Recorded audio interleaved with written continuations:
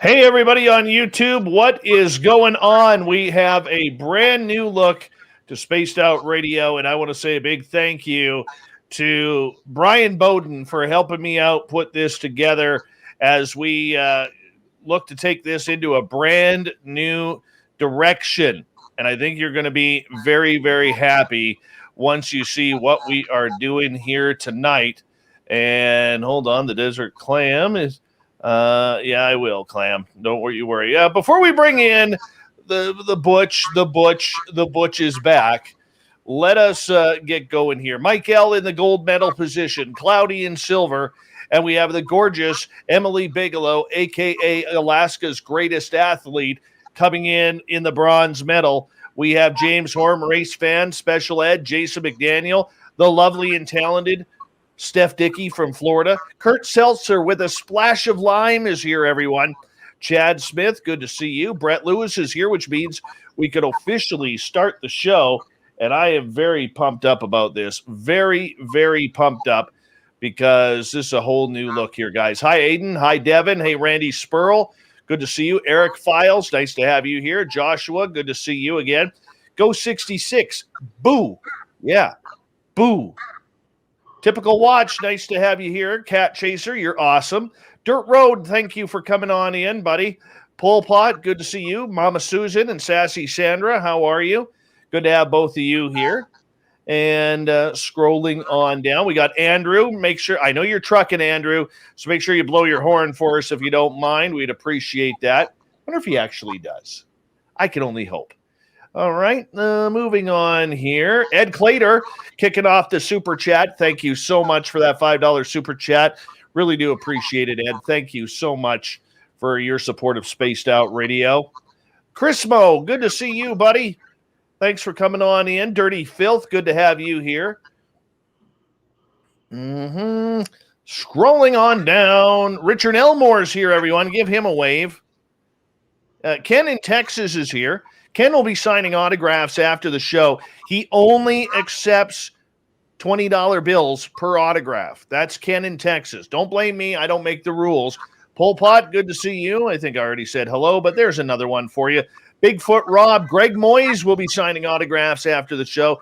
Line up to the left for Greg, if you don't mind. He only signs in silver Sharpie, by the way. Luftaug, how are you? Nice to have you here. And Steve Stockton from KPNL, Millennium, good to see you. Double Tim, Rex, Project Blue Book, good to see you guys. The gorgeous and talented Jules, always appreciate when you were here. Thank you for joining us. And who else? The Jim Christie, everyone. The Jim Christie is here. There she is, everyone. The always smiling Sherry Knight is here. 416 and Magnolia, thanks for coming on in. Ozzy sister, oi sister. How are you? Thanks for joining us. Knucker, good to see you. My brother Eugene, nice to have you here. Dale Coots, TH, welcome to the show. And Ross Smith, good to have you here. Hey, Jose, how are you, buddy? The gorgeous Wrench Jenny is here. Jeff Garvey, how's it going, buddy? Good to have you here. John Balderman, thanks for coming on in. Oh, hey, Clam. Aaron, good to have you here. Chad Smith, I already said you. I think we're getting caught up here. I really do believe we're getting caught up here. TH, thank you for that super chat. Rachmaninoff is here. I'm getting caught up here. Little Deborah, thanks for joining us. The gorgeous Cosmic Fleur is here. Yes. Martin R., thank you for joining us. Nate Foot is here, everyone. He'll be signing autographs as well. Line up down the middle if you don't mind. Now, Nate doesn't like eye contact when you sign autographs, okay? The gorgeous and talented Nicole Sackage is here, looking stunning in Illinois tonight. There she is. Yeah, she boards the Woo train each and every night. We love her for it. Start that feed up.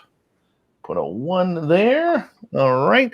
We're just a couple minutes away from our main man, Butch Witkowski, joining us. Hi, Tina P. You're looking lovely tonight. Michael Lestuca, you're looking lovely tonight as well. Yes, you are. The gorgeous and talented Jessica McCreary is here, everyone. So let's say a big hello to her. And Magnus Zerum, welcome to the show. Noble Patrick, thanks for joining us. And big thanks to TH and to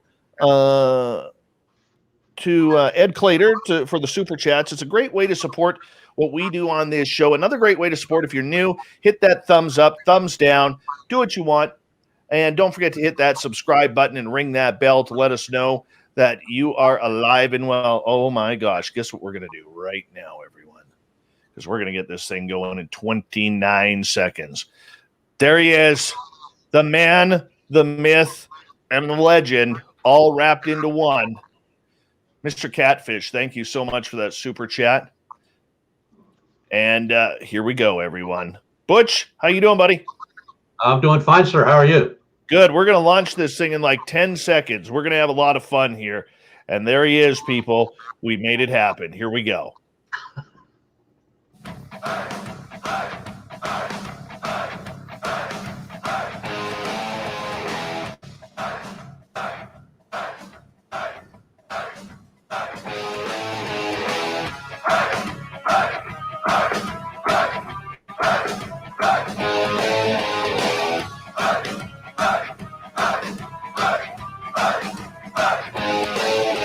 From the mountains of central British Columbia to you listening around the world, this, my friends, is Spaced Out Radio. I am your host, Dave Scott, sitting in the captain's chair of SOR headquarters. We welcome you to tonight's show on our terrestrial affiliates around North America, digitally on TalkStream Live, Revolution Radio, KPNL. If you want to take a listen to our archives, they are free for you by going to youtube.com/Spaced Out Radio. Just do old Davey the favor, hit that subscribe button. You can follow us on Twitter at Spaced Out Radio and on Instagram at Spaced Out Radio Show. Our website is spacedoutradio.com, where we have a plethora of features for you, including rocking out to Bumblefoot and reading up on Captain Shirk's SOR Newswire. Tonight's show is brought to you by Chive Charities. Help make the world 10% happier by visiting Chive Charities today. You can find them on our website. Strange days indeed we are living in right now, and what better time to have the man, the myth, and the cryptid legend, Butch Witkowski, on for his monthly edition of Strange Days.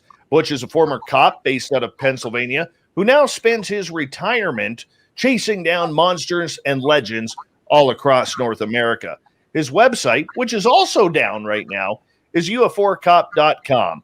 Then at the bottom of hour number 3, I will bring you the SOR Newswire, brought to you by Paranoia Magazine. Mr. Butch Witkowski, it's always a pleasure to have you here, my friend. Thank you so much for joining us. A brand new look. If you're watching on YouTube, Periscope, or Twitch, you got us live on camera. If not, if you're on the radio side, trust me, we got faces for radio, so you're not missing much. Butch, how you doing? I'm doing fine, sir. How are you? I am great, man. I am absolutely great, and pretty excited to have this new look to what we are doing here on the show here. So I want to say a big thank you for hooking up your camera and doing things with us. But I got to start off with a little bit of controversy here. I really do. So on Saturday, I was sitting at home getting ready to write my blog, as I normally do on Saturday nights, sometimes during the day. And all of a sudden my computer flickered because I was searching Facebook and it logged me out, and all of a sudden the login screen was there. And I was like, okay, this is weird. So I quickly go and check out my login, and I can't get back in. And literally Facebook is telling me that I have been banned. And I'm like, what did I do? Because I don't put anything controversial on my site. I don't do all of that. I stay away from like real ugly conspiracies, even though we could get tied into one. And I also really refuse to really get into some of the nastiness on our channel. I just refuse to. And yet I got taken down. My profile, I can't even appeal it. Cannot even appeal it. The message that came up with from Facebook was literally, "You're done. Bye. You can't do it. I've been booted out. I haven't been booted out of anything since brawling in the bar back when I was 20 years old." And so it didn't only affect me, it eliminated our Spaced Out Radio page, our SOR Newswire page. It blanked out our news director's Captain Shirk's Facebook, and it blanked out Michael W. Hall's Facebook page as well. So here we all are trying to figure out what we did, can't find anything, and now I don't know what to do because there's no appeals process, and it's terrible, terrible, and man, I'll tell you, that's 12,000 followers we lost. 12,000. Doesn't sound like much compared to a lot of other places. And I don't know, I'm not a conspiracy theorist that much where I'm going to say that, someone was out to get us, it was the government or something like that. I'm not going to say anything like that, okay? But I am going to say this. I think it was the algorithms. I think it was something that was not very cool. And the way Facebook is set up, they don't have an appeals process. I didn't get an email. I've never gotten a warning from Facebook for things that I have posted. And it's terrible. Absolutely terrible. Butch, and your website got hacked. Yep. Yeah. About a month ago, I went online to change something on the website, and it was gone. No kidding. It's gone. Yeah. Had it for 9 years and gone. Now we're starting another one up, but I have no idea. I tried to back search, what could have happened, might have happened, but I got nowhere. What do you think happened? Did you get hacked? Oh yeah, definitely it was a hack. Yeah, because they couldn't touch the blog. The blog is still there, but the website itself, uforkop.com, is gone. No kidding. Mm-hmm. That's terrible. Yeah. Like, these people don't understand how much it affects what we do. That's true. Yes. But anyways, let's move on from all the bad stuff. Let's get to you tonight because this is your show and we love bringing you on once a month. I'm going to get you to turn your speaker down just a little bit if you don't mind, Butch. I would appreciate that. And I'm just curious, because we always get new listeners every time you're on here, my friend, and we got to keep reintroducing you. You're supposed to be in retirement here. After a number of years of a couple of careers that you had. Yeah. And I'm just wondering, my friend, why the hell do you spend your retirement chasing monsters? Something to do, number one. Number two, I'm looking for the truth. I always was. So getting too old to change now. It's just something I got to know. I got to know what's out there. And recently, like 2 weeks ago, 3 weeks ago, maybe last time I was on the show, nothing was happening. We weren't getting anything. Last 2 weeks, to the moon. UFOs, bipedal canines, pale, whatever they call them, walkers, and it just nuts. What do you think causes a spike like that? I tried to do a couple things with that. I tried to look like, well, maybe it was the time of year or the weather. I tried to bring some kind of correlation between the sightings and no sightings. No, it not bipedals. This is about the time of the year we're going to start getting the reports. And what's neat about the three that I got this week, they're all within a very specific area. They're like in... it would be northern Montgomery County. It would be eastern Chester County, southern Berks County. And in that area is a very, very large state park, French Creek State Park. And the reports just surround it.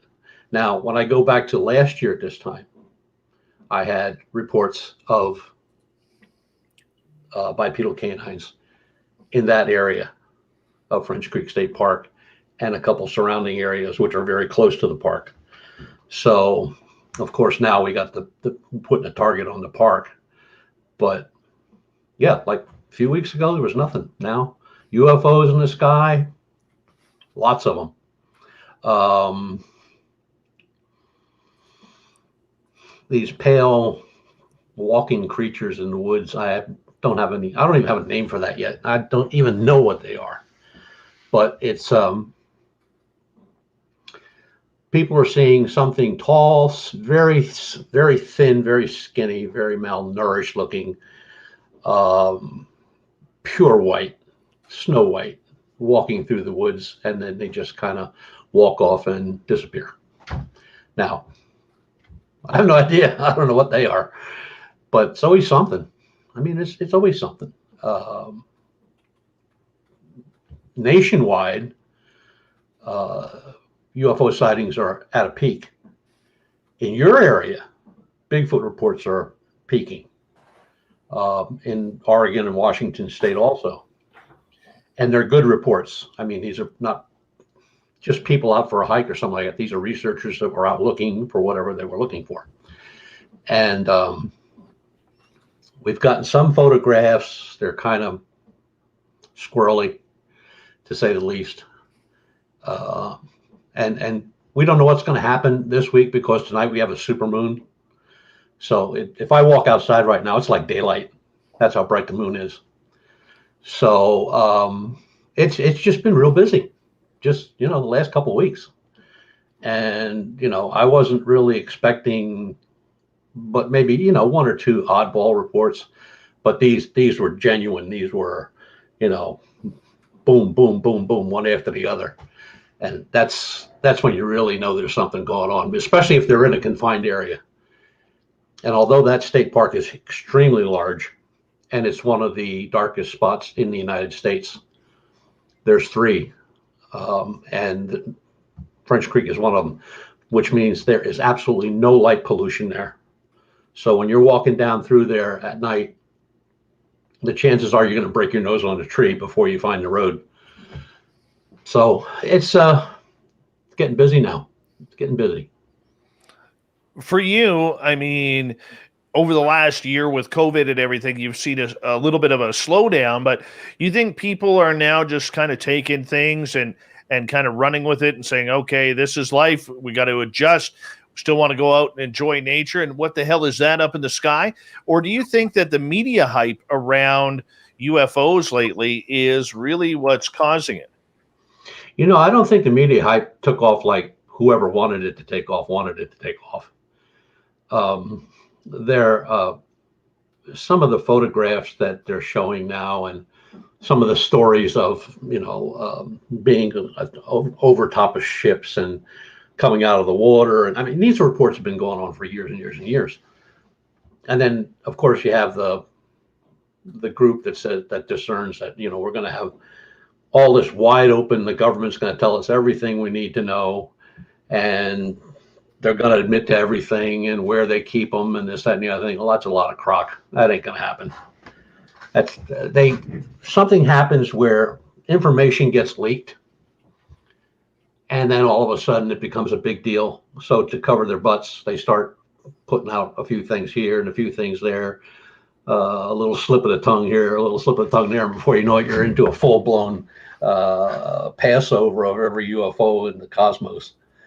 But look, anybody with half a brain knows there are things up there we have no idea what they are.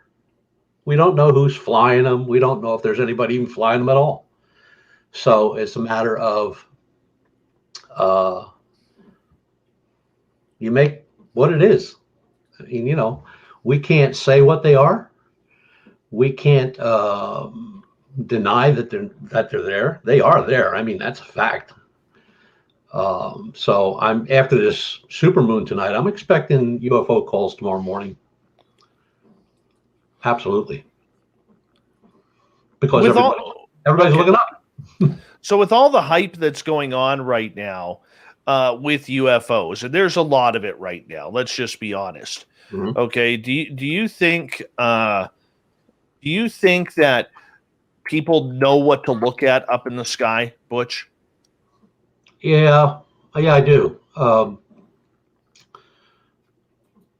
when you see something that goes, from one side of the spectrum to the other, here to there in a matter of a second or two, and it's a bright moving light and zigzagging and it's doing all kind of stuff that airplanes can't do, or it stops and goes straight up, or it changes color, or there are multis where you have not only one, you might have two, you might have 10. People know that that's not ours. We don't have anything like that. We don't have anything that can fly that fast. I mean, the fastest recorded UFO, I believe, was 14,200 miles per hour. It could circle the Earth in a couple hours. So we don't have anything like that. If we did, one of the airlines would have it. They'd be charging you a fortune to fly. But it's different now. Back then you could probably sell anybody on UFOs. Just tell them a story and they get all happy. Not so much anymore. Now they really want to look. They want proof. And a lot of these investigators are younger. They're smarter. They know how to use a computer. They know how to use the equipment to see what's up in the sky. And I just ordered a new telescope, and I was talking to the guy at the place where I bought it, and I said, "How are sales?" And he said, "In the last year and a half, 2 years, through the roof." He said, "I can't stock enough scopes." So I said, "Well, is there any type of individual by the older folks, younger folks, what kind of people we looking at? Nerds, He said, "No." He said, "There are some researchers. There are some guys who have been doing it since they were kids. But," he said, "on the whole," he said, "they're just people that saw something. Now they really want to see it." So, and these things aren't cheap. It's not like you can probably buy one for a couple $100, but if you want something good, you're going to be spending over $1,000. And now these things are set up like the old ones. You had to, have a star map and, do this and do that to point it in the right direction. Now it's all electronic. They have a program in, you have a controller. You can sit in your house and Wi-Fi it to or Bluetooth it to your computer and push a button, and you can move it to a star system. You can move it to look at the moon, the sun, Mars. It's really getting crazy. But it says one thing to me, that there's a lot more interest out there than people make out to be. I mean, I'm sure that not everybody's going to say, "Yeah, I'm a UFO nut," but there are a lot of people out there doing it. Star watches used to be a big deal, where groups would put on a star watch. You'd have maybe 20, 30 people, gather at a certain place. Not anymore. These people are setting them up in their yards. Now you can buy a portable observatory on a trailer. So, I mean, they're doing it on their own, which I think is really super neat. Butch Witkowski in Strange Days continues here on Spaced Out Radio. Butch, we got about 5 minutes to go before we got to go to break at the bottom of the hour. When you take a UFO report, what are you looking for to make sure that it's not a satellite, the ISS, or anything else that's maybe natural phenomena? Location and weather are the biggest things. You can get a great story on a UFO report, and then they give you the time, the date. They give you all the information you need to backtrack a little bit. So when somebody says they were watching this thing, 1,500, 2,000 feet in the air, and it was this, it was that, and then you punch up the weather in that exact location for that day, and you see that the cloud cover was pretty much at 10,000 feet. They weren't seeing anything. Multi-witness. I love multi-witness because, when the same person at this end of the block says the same thing that the guy 2 blocks away saw, there was something there. And it's weather is important, of course, because it tells us what the sky was like, if they had visibility. And location. When people start saying they see stuff over a nuclear plant, that's very common. That's a very common sighting. Matter of fact, on my website, my old website, I'll put it on a new site, but I have pictures where a series of 3 UFOs were over a nuclear site. That whoever took the picture was back a little bit from the sighting. You can see the objects, you can see the stacks from the nuclear plant, and you can see all these cars alongside off the road. Everybody out either looking like this or they got a camera, and that's common. Why? I have no idea. I don't know either, man. I don't know either. So, I mean, the big they thing, land and tell us, right? if they would just land and share the information, we'd be a lot better off. Very true. Very true. But, sticking with the public here for a second, because, you deal in a lot of public sightings on a daily basis.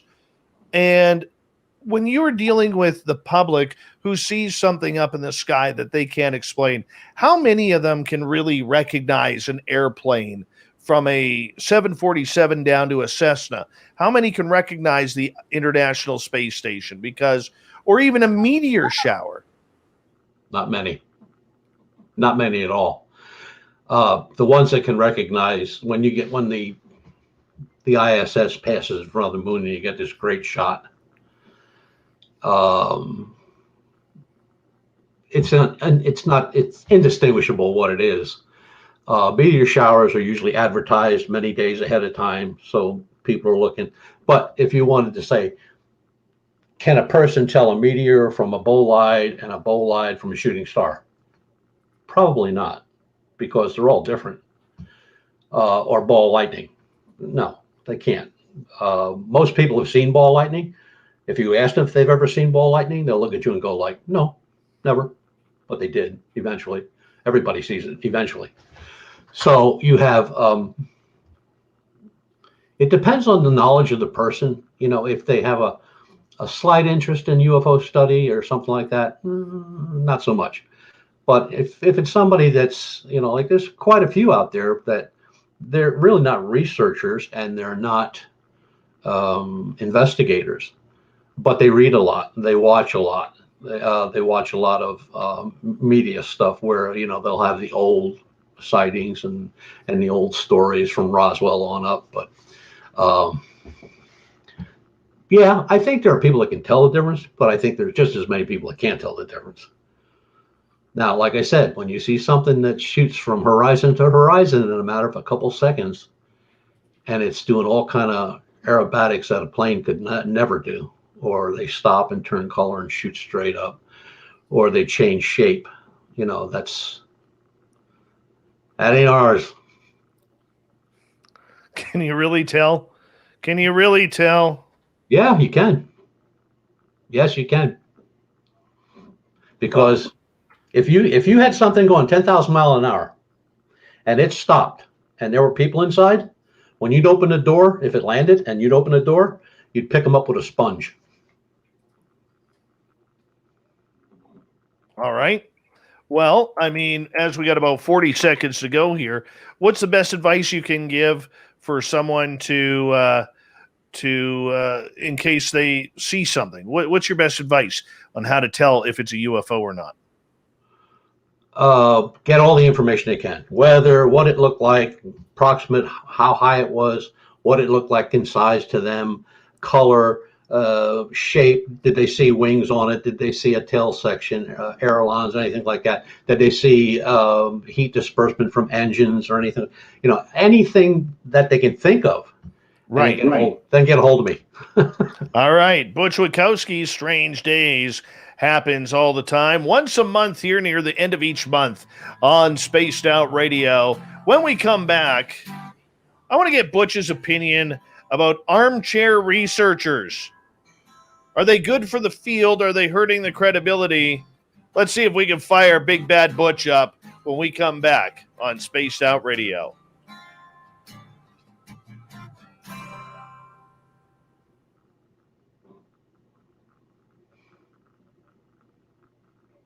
All right, my friend, we're clear.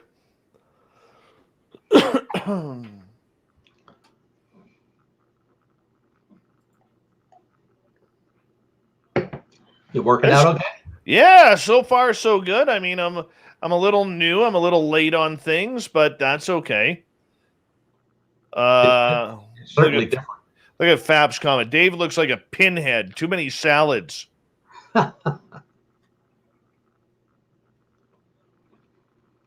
Thanks, Fab.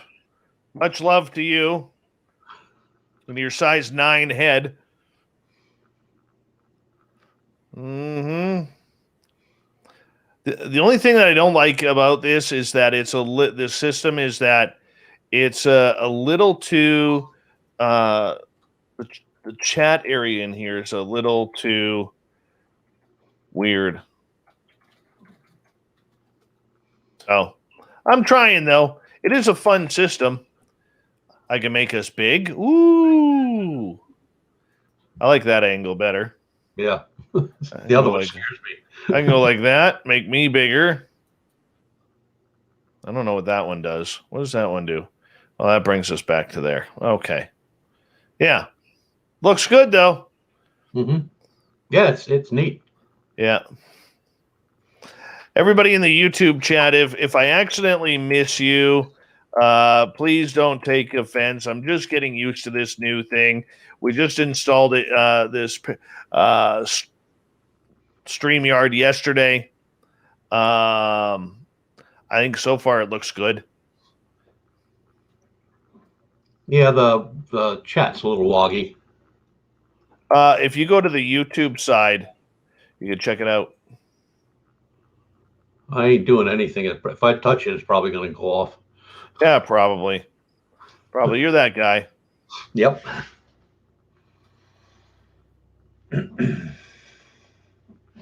That's okay, though.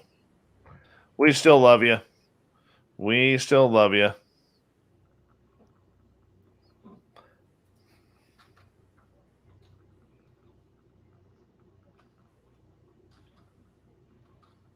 All right. Want to say a big thank you to Ed Clater, TH, Dirty Filth, Science Bob, Aiden, Catfish times 2, VXPN, Aiden again, and Dirt Road for those awesome super chats. Really do appreciate that. Thank you so much for the love. We got a couple minutes here left.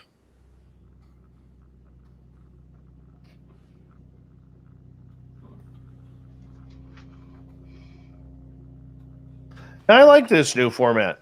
Yeah, it's nice. Yeah. See, if we really want to go cool, we can go there. What does that one do? I don't know what that one does. I don't know. I'm just playing around. Oh, Nicole Sackich with a $5 super chat. Look at that. She's like, I'll get involved because even though I'm just a cook, I'll get involved. I'm kidding, Nicole. I'm kidding. Thank you, my friend. Thank you. Wow. Robin Ward, thank you for the super chat and the super sticker. And VPXM, thank you. Again, man, that's way too kind.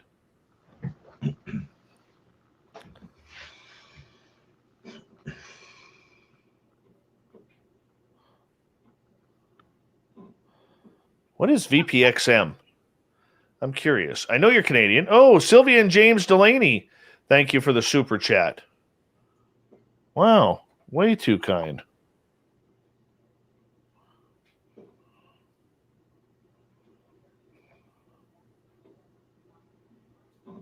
All right. We got about 90 seconds here. Oh, by the way, welcome to our chat room. Miss Pickles, good to see you. And who else is new in here? Yeah, D. Swiger. Good to see you. I think I'm just going to read them out. It's easier. Holy cow. Wendy, my goodness, people.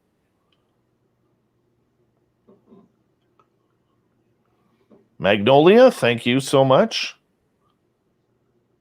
Look at that. Wendy says, love all you guys. You too, not Grumpy Butch.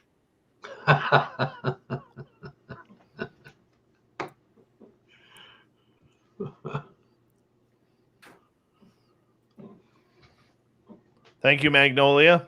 Appreciate that. All right, we're about 15 seconds away. Thank you to everybody who's in the super chat. Thank you to all of our listeners, all the veterans tuning in.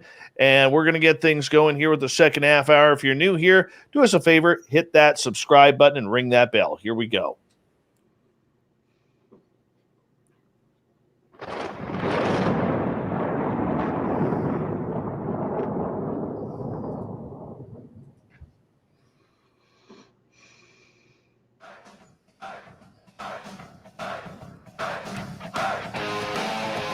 Second half hour of Spaced Out Radio is underway.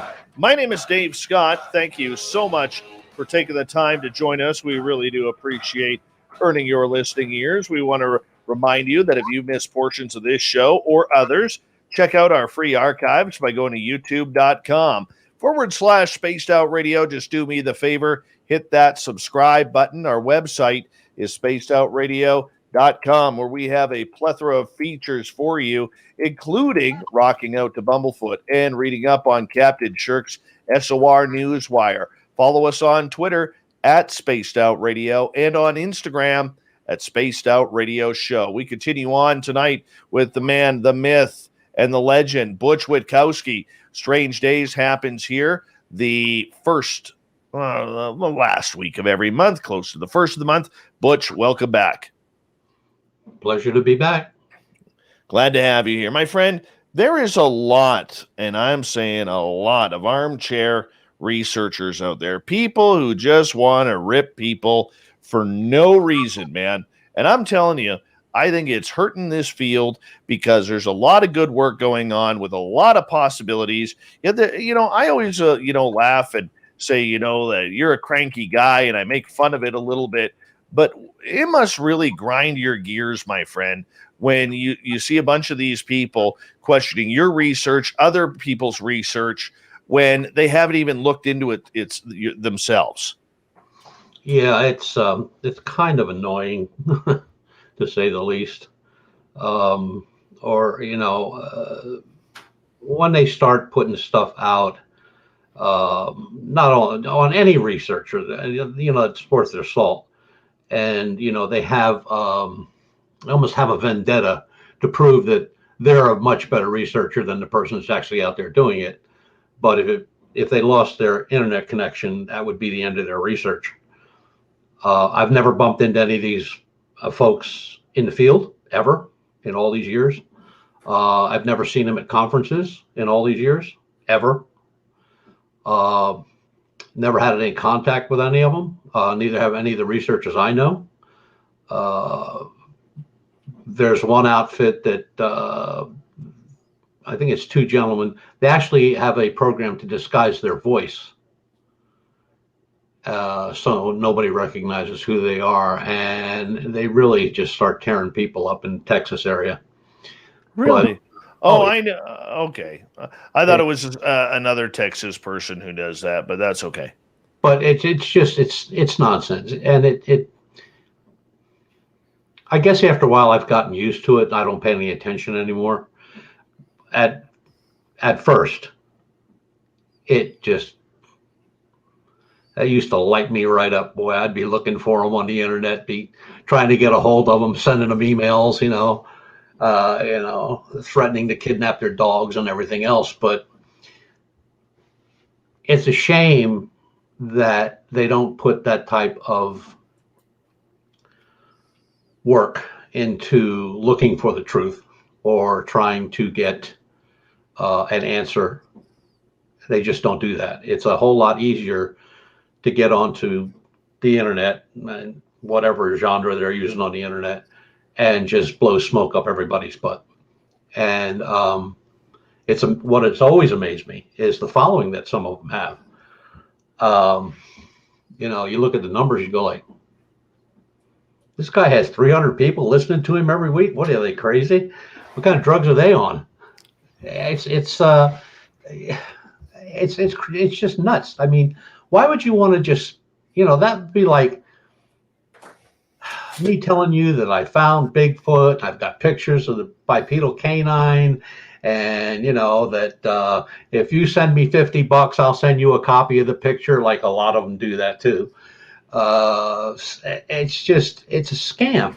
and they just don't get it, like they think that we're dumb, like we can't figure out what they're talking about.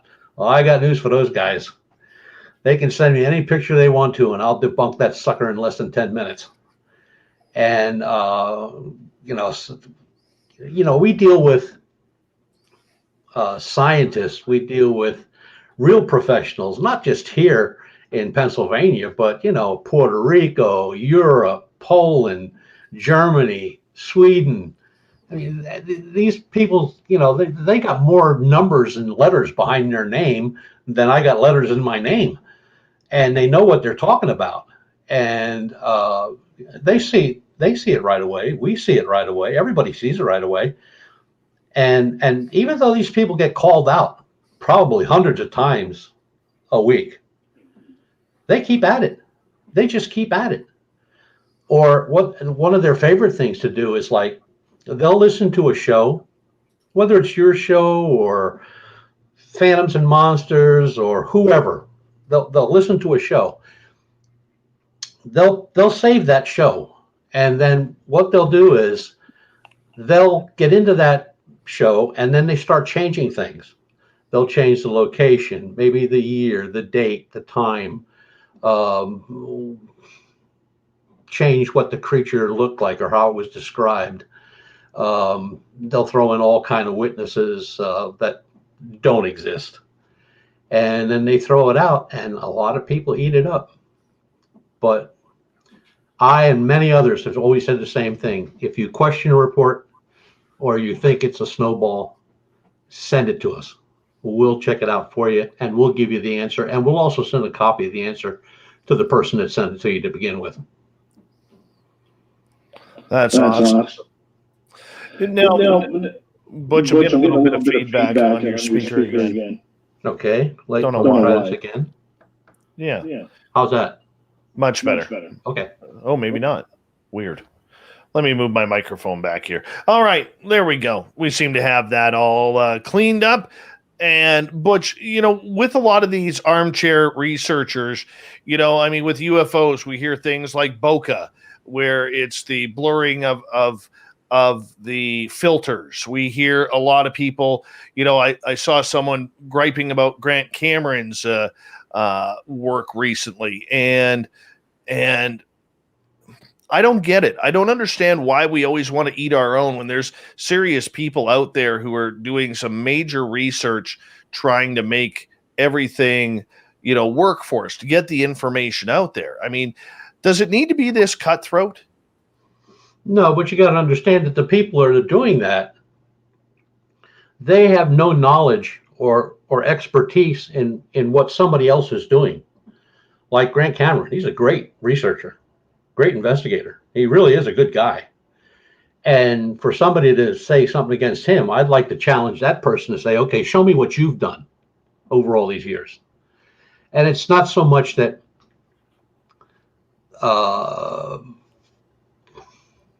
researchers write books. They all write books. There are good books. There are bad books. There are books that are outright lies from page 1 to page 215. And then there are books that might be a little hard to discern or put together in your head, because you really have to know what that researcher's looking for. If he's a Bigfoot guy, or if he's a UFO guy, or if he's undersea UFOs or anything like that. But it's jealousy. It's wannabes. I don't know how else to put it without swearing. But be that as it may, these people always get caught. They always get caught. If I would have to make a list of the radio shows that I knew about, or shows that were on the internet years ago, they're all gone. They're just gone, because there's people like me, there's people like you, there's people like the SOAR people. They ask questions and they want answers. They don't want to be snowballed, and they don't want to be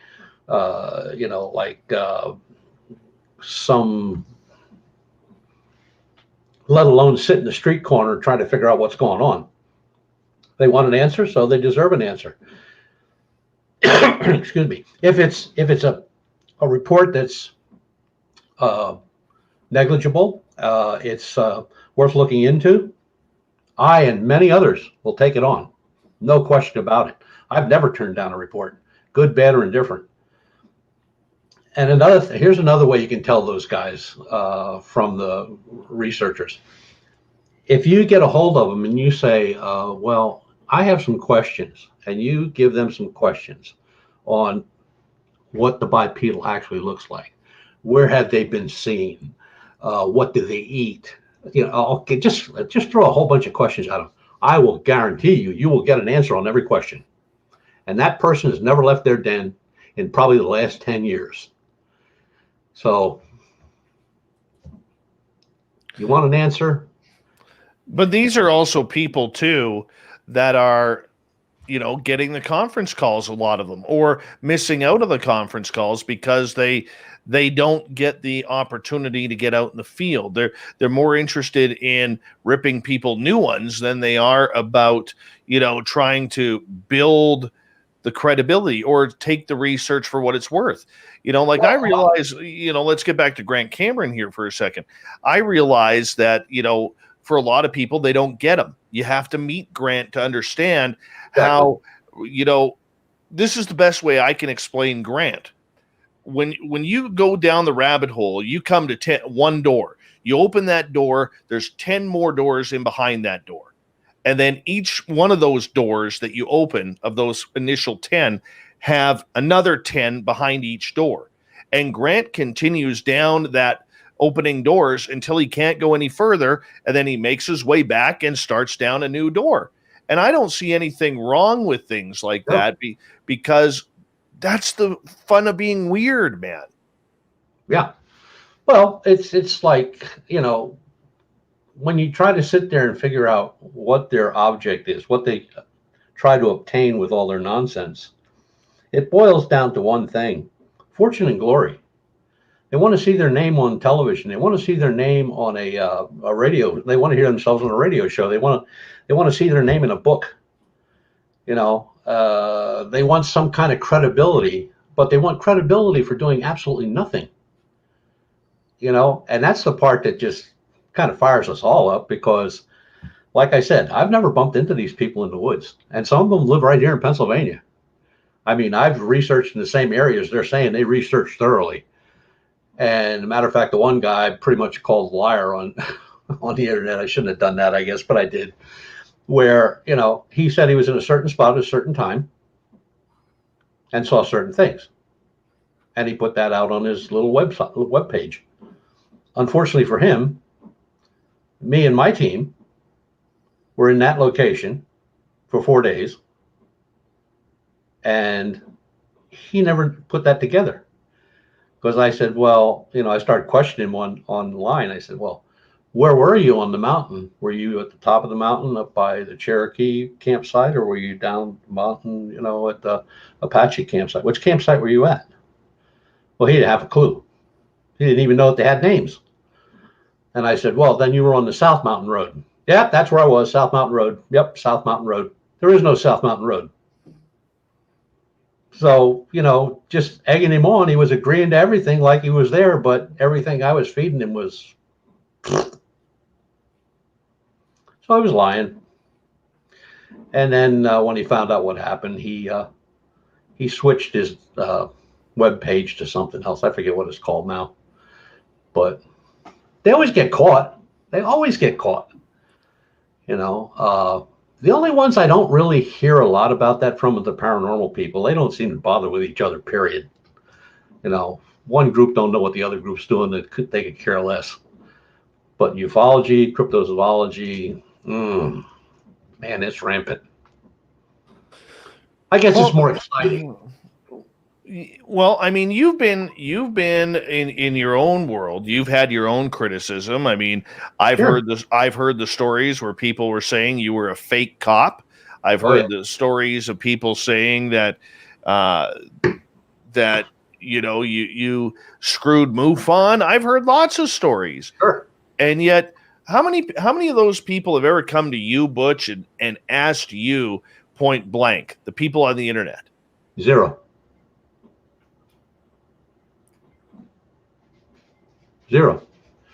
And it's funny. It all started over one thing. It wasn't a series of things. It was one thing. And that was when I started researching human mutilations. I was warned. I was told. I kind of laughed it off. And after I gave 2 conferences on it, I became fair game. So, just let them go, let them do their thing. And when they think they had it all good and happy, then I posted pictures of me in uniform, newspaper clippings. I remember when I asked you about that, I'm like, Butch, I had somebody contact me. This is about 5 years ago. Yeah. I had somebody contact me, and then you messaged me back a local newspaper article of you and your fellow deputies in a photo right in the front page of the newspaper, and you're like, does this answer your question? It was good enough for me. It was good enough. It was right there. So the point that I bring that up, and I know that's a sore spot for you, and I have sore spots for me as well in this field, but I want our audience to know that there are a lot of people out here who are not doing the research, who are just basically finding it their own job to be critical about everyone. Sometimes those criticisms are very well warranted, but for the most part, are they? Well, it's just like it's just crazy the way they think. There's some people you could tell them everything in the world. That's a fact. And one local researcher in Lancaster County said that I had been arrested for impersonating a police officer. Yeah, he did. And this was just a few years ago. And I sent him an email. I said, are you out of your mind? I said, do you realize that if you impersonate a police officer, you're going to be arrested? Or if you say you're a cop and you're not, or you were and you weren't, you can't do that. That's against the law. I want to show you something here in a second. Sure.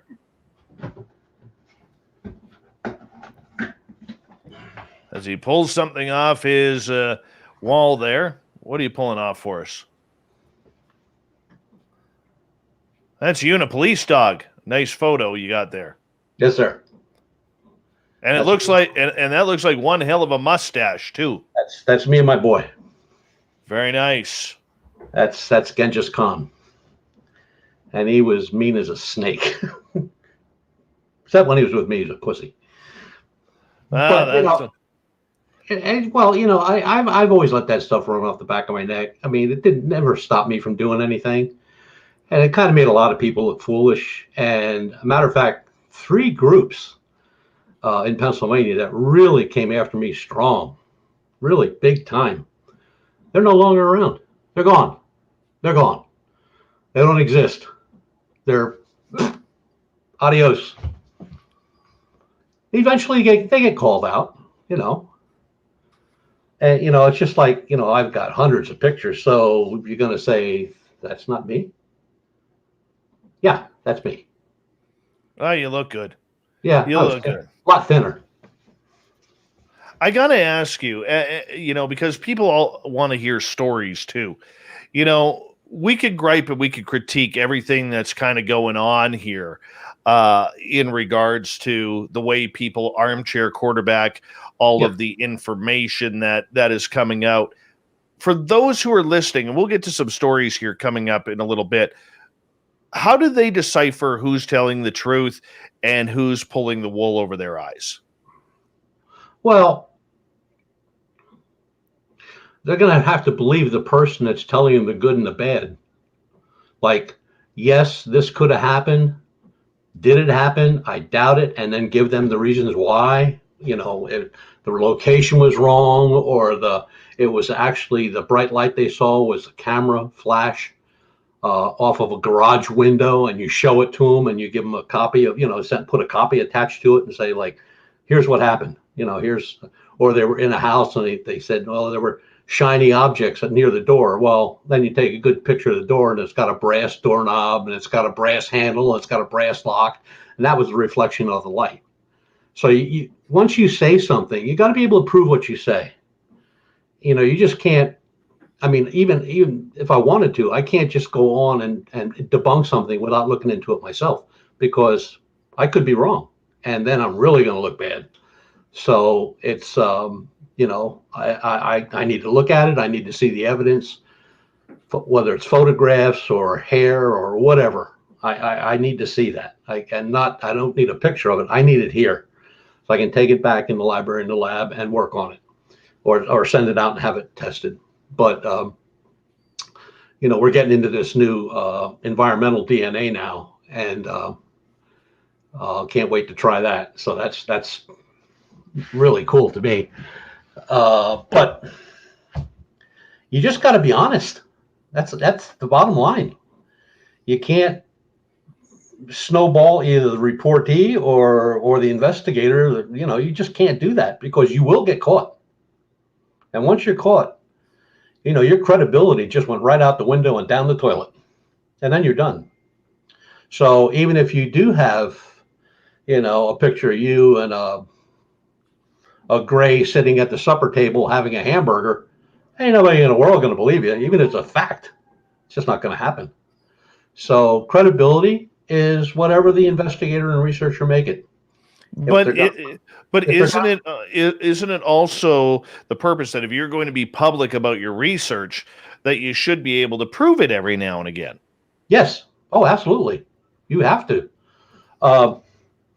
The one that always sticks in my mind, and this was really early on in my research, and I had just started working with photographs. I might have been at it maybe a year. And I got a picture of a triangle, and typical triangle, 3 lights, 2 at the back, 1 at the front. And the story was it was taken at night, but it was awful close. You know what I mean? It could have been more than 1,500 feet at the most. So I started watching the program, and like I said, I was just starting, so there were a lot of mistakes, but then I finally got the hang of it, and I could do what I wanted to do, which was take the pixelization and take it apart.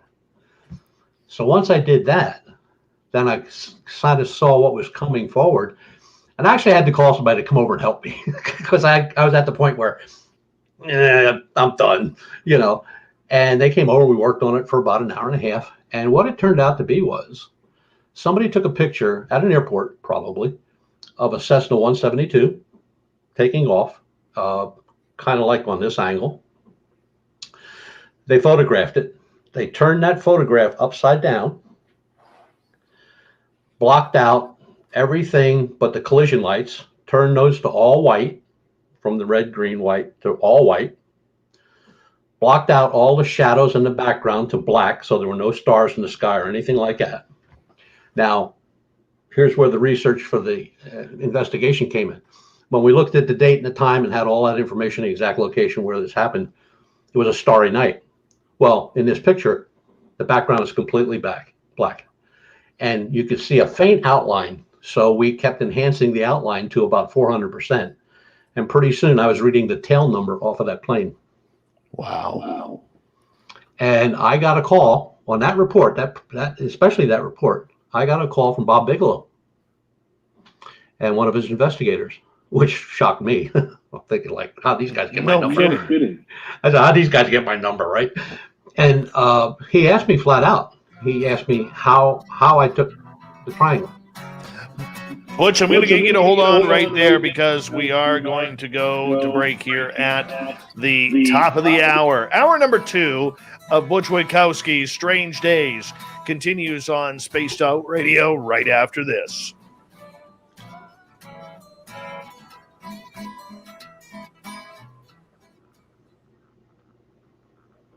All right, buddy. We're going to take a break here. I'll be right back, okay? Yep, me Get your too. horns up with me on Spaced Out Radio. This is Ron Bumblefoot Thal. Come tune in to SOR where you can hear me rock out with Little Brother is Watching, the official theme song of Spaced Out Radio. And then come on over to bumblefoot.com where you can find out about my tour schedule, my music, and everything else. Bumblefoot.com keeps you up to date on what I'm doing and the best way to stay in touch with my music and music camps. Sign up for my newsletter at bumblefoot.com and remember, Little Brother is Watching. Hey, space travelers, this is John Resig, founder of the Chide and Chive Charities. If you know anything about our website, you know we like to do things a little differently. We're not some faceless organization collecting money for a nebulous cause. Our donor dollars go directly toward life-improving items. Then we give those items directly to an underdog who needs it most. To become a donor with Spaced Out Radio's official charity, Chive Charities, just go to chivecharities.org/donate. Are you intrigued by Paranormal Talk Radio? You'll love the new Paranormal Radio app from TalkStream Live. You'll find a great selection of talk shows covering UFOs, ghosts, strange phenomena, and much more. Download the Paranormal Radio app now and start listening to the very best in paranormal talk entertainment, including the network you're listening to right now, the Paranormal Radio app, free in Google Play and the iOS App Store. Hi, this is Amber Beckrud, and I want to invite you to subscribe to our YouTube channel where we store all of the SOR show archives for free. And as an added bonus, every 2 weeks, I'm posting brand new content on Cryptid Tales, where I will get into some of the spookier legends and folklore from around the world and tell the stories that go with them. Find us at youtube.com/Spaced Out Radio and check out Cryptid Tales today. Drop a comment and let me know what you want to hear. See you there.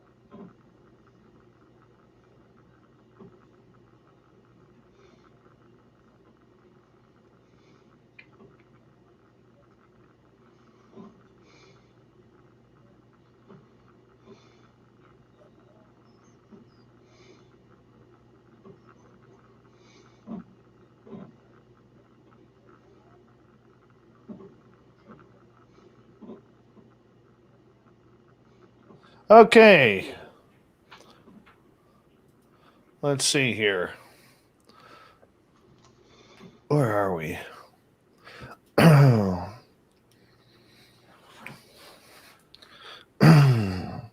Thank you to everybody who has super chatted tonight. Ed Clador, TH, Filth, Science Bob, Aiden a few times, Catfish twice, Dirt Road a couple of times, Nicole, Robin, VPXM times 2, and Sylvia and James, Wendy, Magnolia, Jeff, Jules, Emily, Aiden again, Dirt Road again, and Wagon Breath. Really appreciate the love and support, guys. Wow. I'm going to assume you're liking this new look.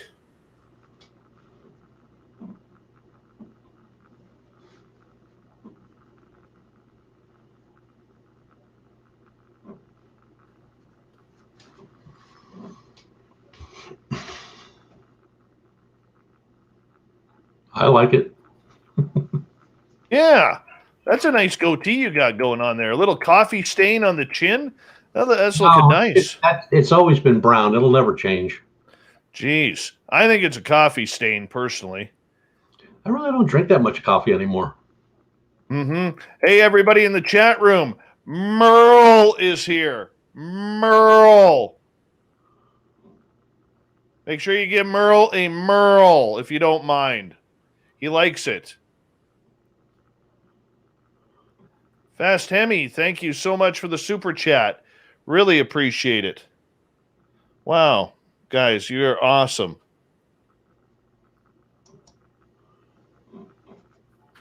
All right, we got about 30 seconds here. Great way to support what we do is through the super chat. John Janik, welcome. Yeah, that's right, people. Merle it up. Hit that subscribe button. We're also broadcasting for the first time on Twitch and on Periscope, so make sure you check it on out there as well. And here we go, guys, with hour number 2.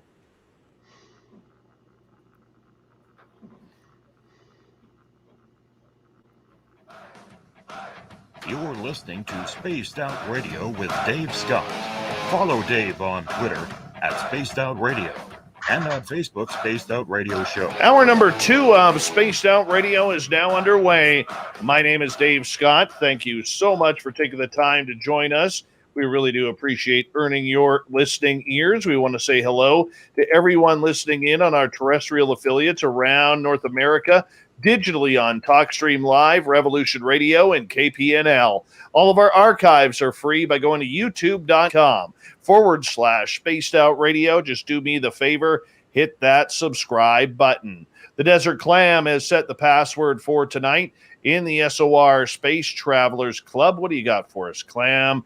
You got idioglossia. Idioglossia is your password.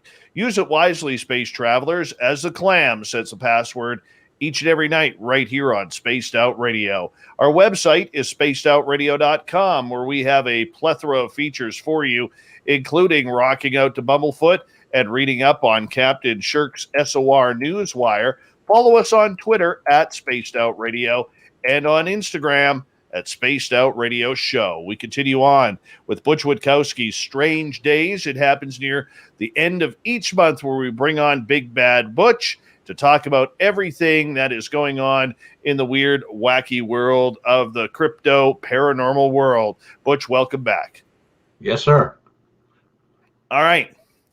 You've had a few Dogman encounters recently. Yes. Let's hear about them. The first one we got, and these were all within the last week. The first one was a lady and her lady friend, were driving back from visiting another friend that they don't see quite often.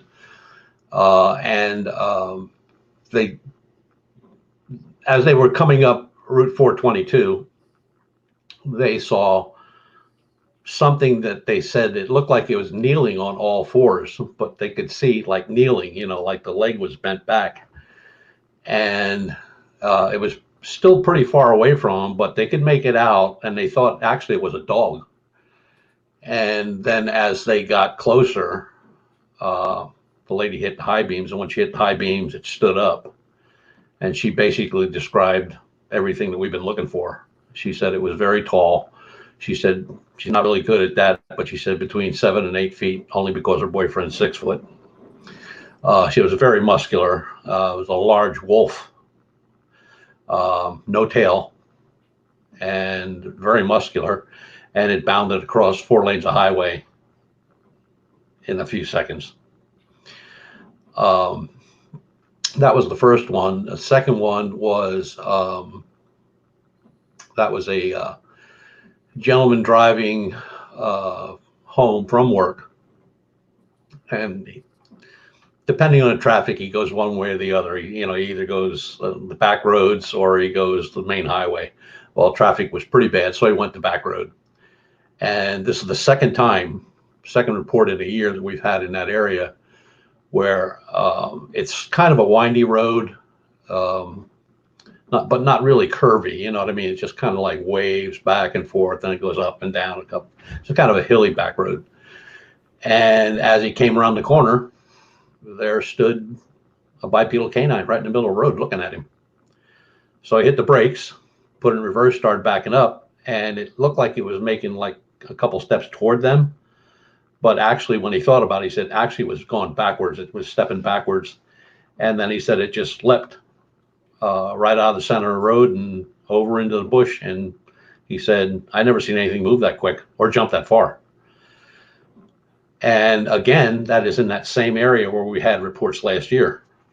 So what's creeping around down in that area, we have no idea, but it's now number one on our hit list. So we'll be down there shortly. We had notified a couple of law enforcement that work with us down in that area to keep their eyes out and, see if they come up with anything. But the one thing that just keeps me so involved in this, Dave, is that every report that we've gotten, not one or two, but every report we've gotten, the description is exactly the same, no different. Height, build, glowing yellow eyes, everything the same. Nothing has ever changed. In other words, I never got one where it said, well, it was about 4'2", no. And it kind of looked like a Cocker Spaniel. No, never got anything like that. And that's why I continue to differentiate from Dogman to a bipedal canine, because Dogman, there are so many reports on Dogman, and they've been seen on all fours. They've been seen with long bushy tails, multicolored coats, floppy ears. I mean, they're describing a dog. It's probably a feral dog. But ours have never been different. They've always been exactly the same. And that's the part that just keeps me involved in that. Because if they were different, like if they start showing up with tails and instead of being, a real dark brown or black coat, now they're showing up with a white chest and, they're a dapple, or, they got a white face and floppy ears, and they got a big bushy tail, and they got paws instead of hands. It's a different story. But ours are never changed. They have never changed, ever. Not one report out of 65 reports never changed. This bipedal canine, for people who don't understand, how does it differ from Dogman? Mainly the way it looks, the size of, most Dogman reports say if it stands up on its hind legs, it's about 4 foot, 5 foot tall. We've never had anything like that. They are always like 7, 8, 10 foot. They have a dog looking face, long snout, floppy ears and stuff like that. Ours are always a wolf-like head, sharp pointed ears, glowing yellow eyes, massive chest, standing upright. We've never had a report of any on all fours ever. Now, we had reports of 2 animal sightings, and I think I discussed this one on the last show, where a guy was up in a tree stand, and one was chasing a deer, and the other one came out below him, and he was downwind, so it kind of creeped up on him. Now, he said that did walk on all fours, but it was had a hump on its back, and that's when he said kind of looked like a Great Dane with a longer snout. Well, it could have been any other type of dog. There are a lot of big dogs out there. And when he reported it to the Game Commission, which was right down the road, they said, well, they had reports of a couple stray dogs chasing down deer. So I'm not saying what he saw was not what he saw, but I'm just saying it's a good chance it probably is 2 feral dogs, because we've never had any reports in that area whatsoever. And the other thing that's very strange about our investigation is we have no sightings that came to us that are outside of our research area, our Lichen Loop. The only one, now there have been reports in Texas and Oklahoma of same type of being, but they chalk them all off there to skinwalkers. So I'm not saying that what we're looking for is a skinwalker. I'm not saying it's not a skinwalker. I'm not saying it's not a protector or a watcher, because, the Indians say that those watchers and protectors stay over the encampments and battle areas where there are dead indigenous. So we don't know. But we have not found prints. We found impressions, but never any prints. What's the difference between a print and an impression? A print, you could pretty much see a print in, say, like soft ground, where an impression would be just grass or something mushed down from weight, but not giving you a defined outline of the print itself. Okay. Yeah. Where do you think this creature is hiding? To be honest, I don't think it hides. I just think it's there. It's been there for a long, long time. I mean, like I said before, I found that report from mid 1800s, where a farmer takes a shot at one on his land that was going after his goats or sheep. I don't even remember that, but he makes a report to the constable in town, because they didn't have cops back then. They were all constables or sheriffs, and they print it in the newspaper. The Erie, I think it was the Erie New Era or something like that. They printed in the newspaper the description, and if I take that description and put it up against the one I got the other day, they're identical. So it's not like this thing just popped up in Pennsylvania overnight. This thing has been around for a long time. And there are other reports like that, especially with Bigfoot, where there have been many sightings in a certain confined area, and the description is always the same. And I'm going to use one of those reports as kind of an indicator. The very first report in that particular area, it was in Oregon, said that it looked like the skin was missing from the left shoulder, like a wound had healed, but the hair never grew back. And that thing's been seen for over 50 years. That description has come out over 50 years, numerous times, of sighting of a Bigfoot with what looks like a bare spot on the shoulder. And we don't know how long they live. We don't have any idea. It's just, I have no, it's just crazy. And then when you go down, if you go down south, like Louisiana, you deal with the Rougarou. Now, the Rougarou, that story came from France when the French moved into Louisiana, with the war and all that stuff. But the Rougarou, although it's close to the description, but it's more werewolf, because they're seen with, they might be wearing a shirt, old torn up, ripped up shirt, or a pair of pants or something like that. So that takes you back to the werewolf theory from England and France back in those days, when it was a big deal. Werewolves were a big deal. This is not like that. And I can't find, or have not found, any injuries or reports of any injuries caused by these creatures. Where werewolves, there's all kind of reports of bodies being found all ripped to shreds in the deep south. The school teacher, I keep bringing her up because they still haven't found out what tore her up. They have no idea. No DNA matches anything that we know of at this point. So you have these reports that are long-standing, they've been around for a long, long time. And the only thing that really keeps me glued to this is that ours have not changed. Now, if I would get a report where they said, well, it was 5'2" and it had glowing blue eyes and it had blonde hair and it had a goatee and, one earring, and, that is a different story. But the reports that we have, they're all identical. Every one of them. Every one. You show people a sketch, because we had a sketch made way back, and you show it to them and they go like, yeah, that's it. Nothing different, Nope. This is exactly what you saw? Yep. So can't stand there and call them a liar. I mean, they saw what they saw. And the thing that always kind of bugged us all was that when these things were encountered with folks that had guns, everybody had the same thought go through their head. If I pull this trigger, it's going to get real bad real quick, and I'm not going to survive.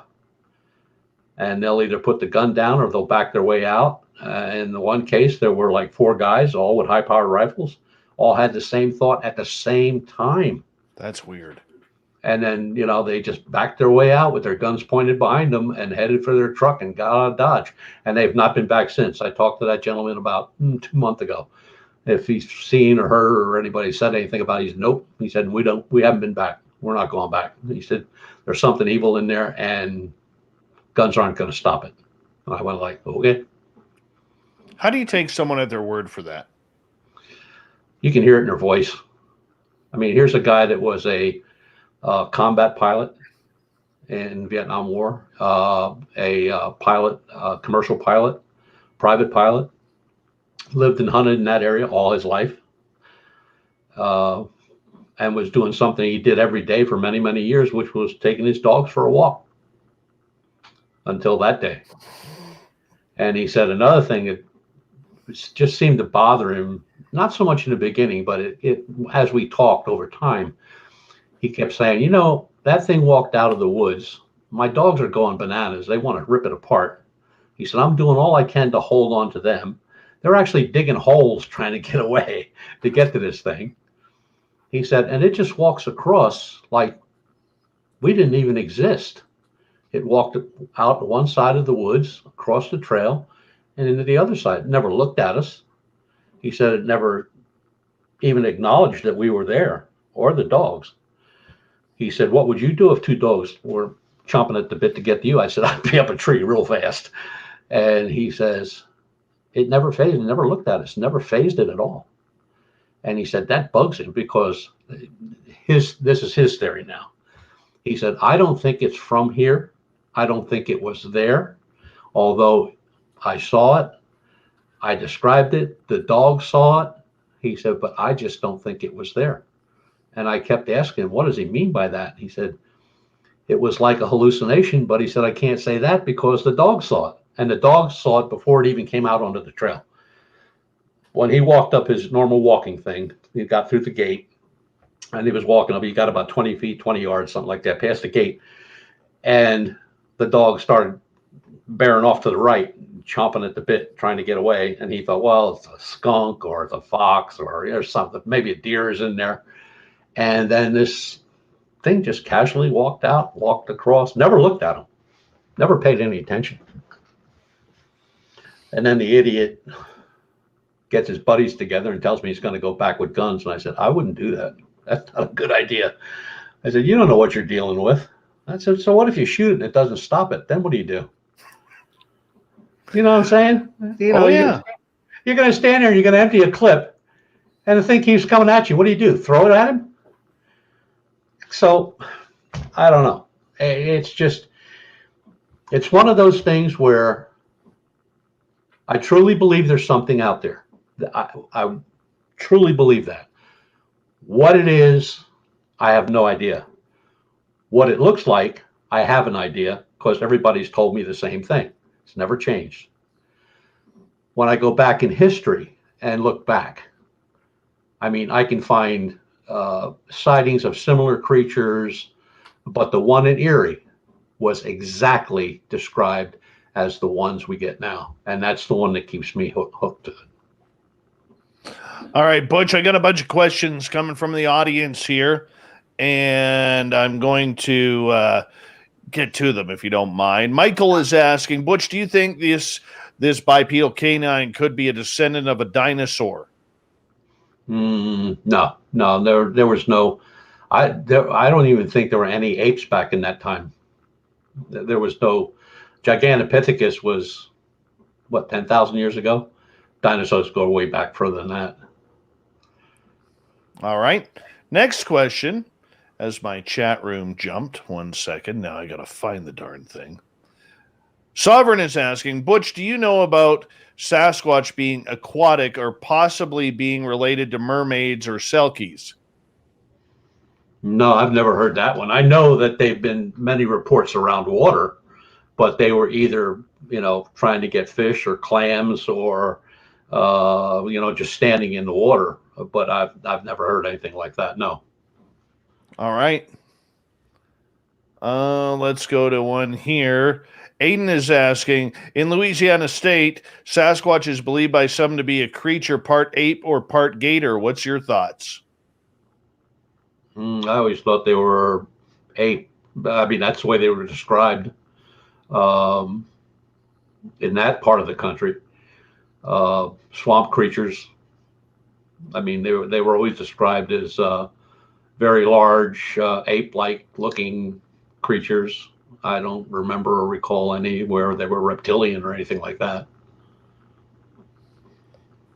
All right. Cat Chaser is asking, I'm sure Bigfoot hunts in packs. Do you believe dogmen hunt in packs as well? Never had two together at the same time. And I don't know that they'd be hunting, other than the fact that there are a couple reports where they've been seen feeding on roadkill on the side of the road. Okay, we got 2.5 minutes to go before we go to break here at the bottom of the hour. Butch Witkowski at Strange Days continues right now. Nicole is asking, Butch, do you think there is any link with Dogman descriptions and Anubis of the Egyptian lore? I've heard that. I don't know how far that ever went. I know that one gentleman was kind of claiming that it was the current Dogman were throwbacks to Anubis, but I'd never heard much about that anyway. Do you think we're reaching when we go back to Egyptian type gods? Sure. I mean, they look how far they go back with aliens, and Bigfoot were originally Neanderthals, or it's a reach. I mean, some researchers will go so far, and they, whether they like it or not, they come to a dead end in the research, and then they really go back. The next thing you know, they're talking about Egyptians and Syrians and Greek gods and everything else. All right, I think we got time for one more question here. So we got about 90 seconds left. Greg is asking, can the bipedal canine run over gravel without making a sound? I'm going to say no to that, only because when two park rangers were walking along a trail and they could hear they were being followed by heavy footsteps, and at first they thought it might have been a bear, and then they thought, oh, maybe it was a deer, but no, that's not what it turned out to be, because when they got to their point and turned around and came back, it was on the right side of them again, and they went a little further and they stopped and turned around. There it stood right in the middle of the trail. Incredible. Okay, let's sneak in one more from Crow Creek. We got 45 seconds. Butch, what's your thoughts on the Dogman hanging out with Sasquatch? There are no reports like that. I mean, I've seen reports, and I think it was just researchers kind of stretching a little bit, where they said that somebody witnessed a Dogman fighting a Bigfoot, a Dogman fighting a mountain lion, and a Bigfoot came and saved it. And I guess you can make that story go anywhere you want to. I guess you can, my friend. And on that note, we're going to continue with audience questions when we come back, as this is our first time doing this show, not only broadcasting on terrestrial radio as well as digitally, but we've added Twitch, we've added Periscope, and a new look on YouTube. Spaced Out Radio with Butch Witkowski continues right after this, so sit tight. More of your questions coming up.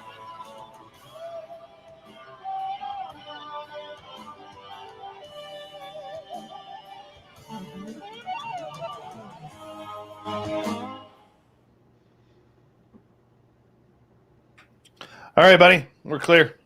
Okay. Yep. Hello, Daniel Adams. Hello, Beef Stew. And by the way, this is that time of night where I'm going to pull out the old winter blend here from Mighty Moose Beard Oil. Now, I know my beard isn't that thick, not like it was a month ago, but you know what? Gary the Dutchman, he owns MightyMooseBeard.com, and he makes this stuff all by himself in a little shed up in the mountains of Chilliwack, British Columbia, all natural, no chemicals, and you just put it in your hand. Oh, it smells good. Winter Blend is my favorite. You just kind of massage it into your beard like so. Your facial hair will start saying, I love it. And for the ladies, you can also put it in your hair. It moisturizes your hair. It's all healthy, smells great, helps create 0 split ends. And, well, it wouldn't be creating, helps protect from split ends, I should say. And, you know, Gary the Dutchman, you don't get a deal very often from a Dutchman. Trust me on that. And, you know, but Gary, if you use promo code SOR 2019, he's going to give you a deal. He's going to give you $1 off, and until April 30th, $1 from every sale will go to promote Parkinson's disease research, which hits Gary the Dutchman's family very, very hard.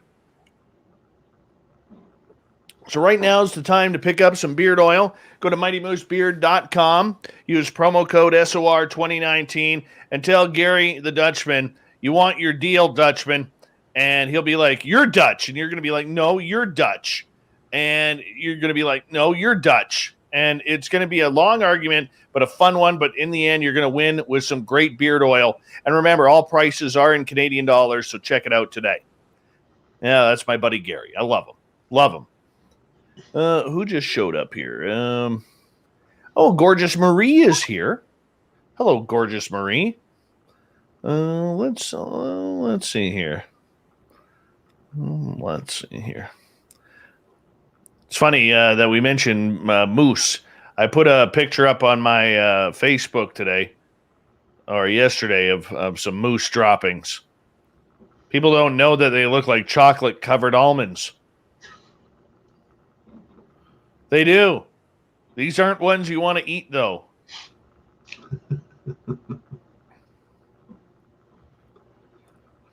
Vinny tried. Didn't work for him. Hi, Thurston Howell III. Please let us know how Lovey is doing.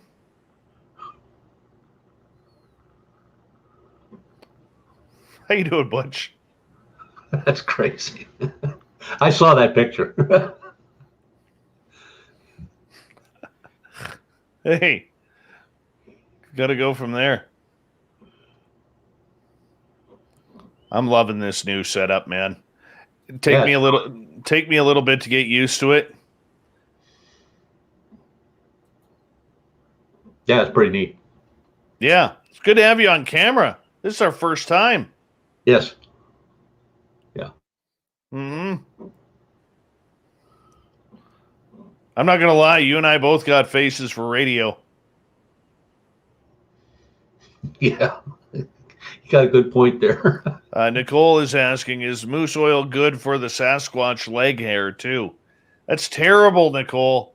Terrible. My goodness.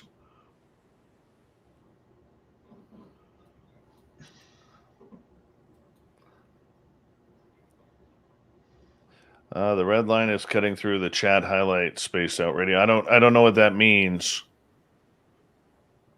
I don't know what that means, Kira. The red line is cutting through the chat line, the chat highlight. I don't know what that means. I apologize. Jeff Garvey, what's going on?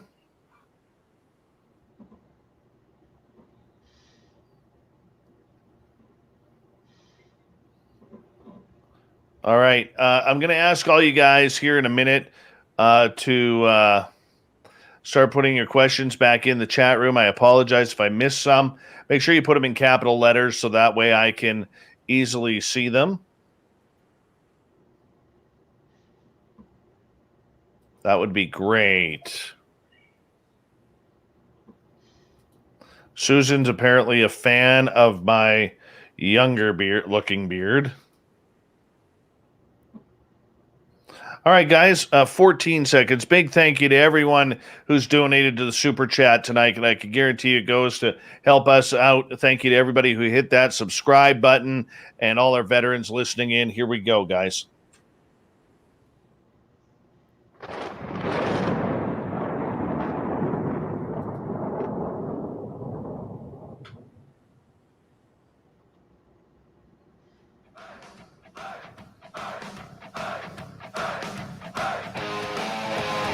We pass the halfway point of Spaced Out Radio tonight. My name is Dave Scott. Thank you so much for tuning us in. Really appreciate earning your listening ears. Want to remind you that if you miss portions of this show or others, check out our free archives by going to youtube.com/Spaced Out Radio. Just do me the favor, hit that subscribe button. Our website is spacedoutradio.com, where we have a plethora of features for you, including rocking out to Bumblefoot and reading up on Captain Shirk's SOR Newswire. Follow us on Twitter at Spaced Out Radio and on Instagram at Spaced Out Radio Show. Butch Witkowski is back for Strange Days here on the mighty SOR. He comes at near the end of each month to talk about everything from Dogman to UFOs and every ghost in between. Butch, welcome back. Yes, sir. Yeah, good to have you. Let's see here. Moving on, let's get to some questions here. Jeff is asking, do you know anything about the sighting in Doylestown? Oh, there have been a number of those. Which particular one? I don't know. I've never heard of it. Fill me in. Well, there are a lot of UFO sightings in that area. Matter of fact, in that whole county. I wouldn't know which one he's talking about. Well, when you are there doing that, looking at this Doylestown, explain to us what goes on there. What's happening? Well, there was a flap of sightings back in 09, I believe it was, and Doylestown, Philadelphia, that whole area was just, there were like, I forget how many hundreds of reports, and I just don't know which one he's talking about, but there were several in the Doylestown area. There were several. There were some around the Philadelphia airport off I-95. There were some in South Philadelphia. Matter of fact, I think the very first ones came out of South Philadelphia, and then it just went crazy after that. I mean, they were just coming in by the hundreds. Ever figure out what it was? They sent MUFON sent a team down, and when it was all done and said, they kind of figured that, yeah, there might have been a couple sightings in different areas, but then until the news media got involved, everybody saw it. There were people in certain parts of Philadelphia that were saying they were seeing stuff at the Philadelphia airport, and there was absolutely no way they could do that. I mean, just no way. There was no line of sight for that. But yeah, there were a lot of sightings in that year, and then it just stopped. That was it. Done. Strange. Mm-hmm. Joe wants to know if you eat breakfast for dinner. Yeah, I've done that many times. You sicko. What's wrong with you? You're better than that. Gnome told me to do it. Oh, speaking of gnome. Oh, here we go. I got a gnome from one of our listeners. The Michael Leger made this for me. Cool. Yeah. Incredible. With a microphone, the red hat, the SOR logo right there. It's beautiful. Absolutely beautiful. I love it. Absolutely love it. He gets to sit beside my Carl candles. All right, let's get to another one here. Let's see here. Justin. Oh, my chat room just jumped here. That's going to mess me up. Let's go to Greg here. Greg is asking, have you ever taken any reports or heard anything about Bigfoot fighting bears? No. I've never had any reports of Bigfoot fighting anything. Matter of fact, I don't think I've ever seen one.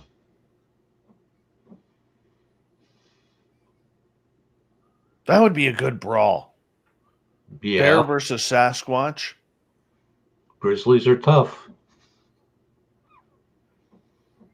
I don't know who. I'm still putting my money on Sasquatch. Who wins between Dogman and Sasquatch? No idea.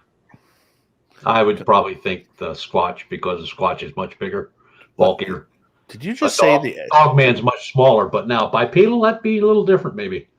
I can't believe you just said the S word. The what? Squatch. Oh, come on. Shame. Thank you. All right. Bad, Butch. Bad.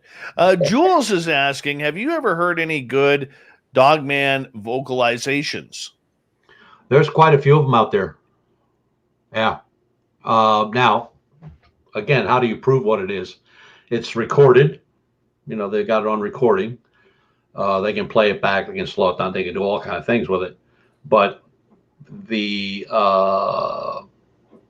number of vocal reports that have been recorded, people have been trying to get the animal folks to tell us, what's that howling, what's that screaming, and nobody has an answer. So they, as all things, they just chalk it under unknown. But there's some of them that send a chill right up your spine. All right. Butch, do you think Sasquatch throws sticks for Dogman to fetch? Could you explain the wood knocking? Or could it explain the wood knocking? That's from Justin. These people are messed up, man. Not a fan of wood knocking, and I have no idea. I know that I carry tennis balls in my pack. So if I'm attacked, I'm throwing a tennis ball and yelling "sit" while I run.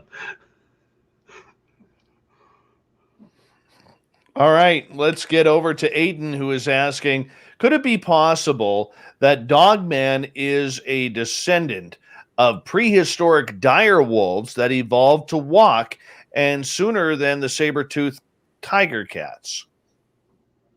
I'd have to ponder that one for a while. No, the saber-toothed cat was built totally different. Hips, front end, chest. No, I don't think so. I don't think that those two would mesh.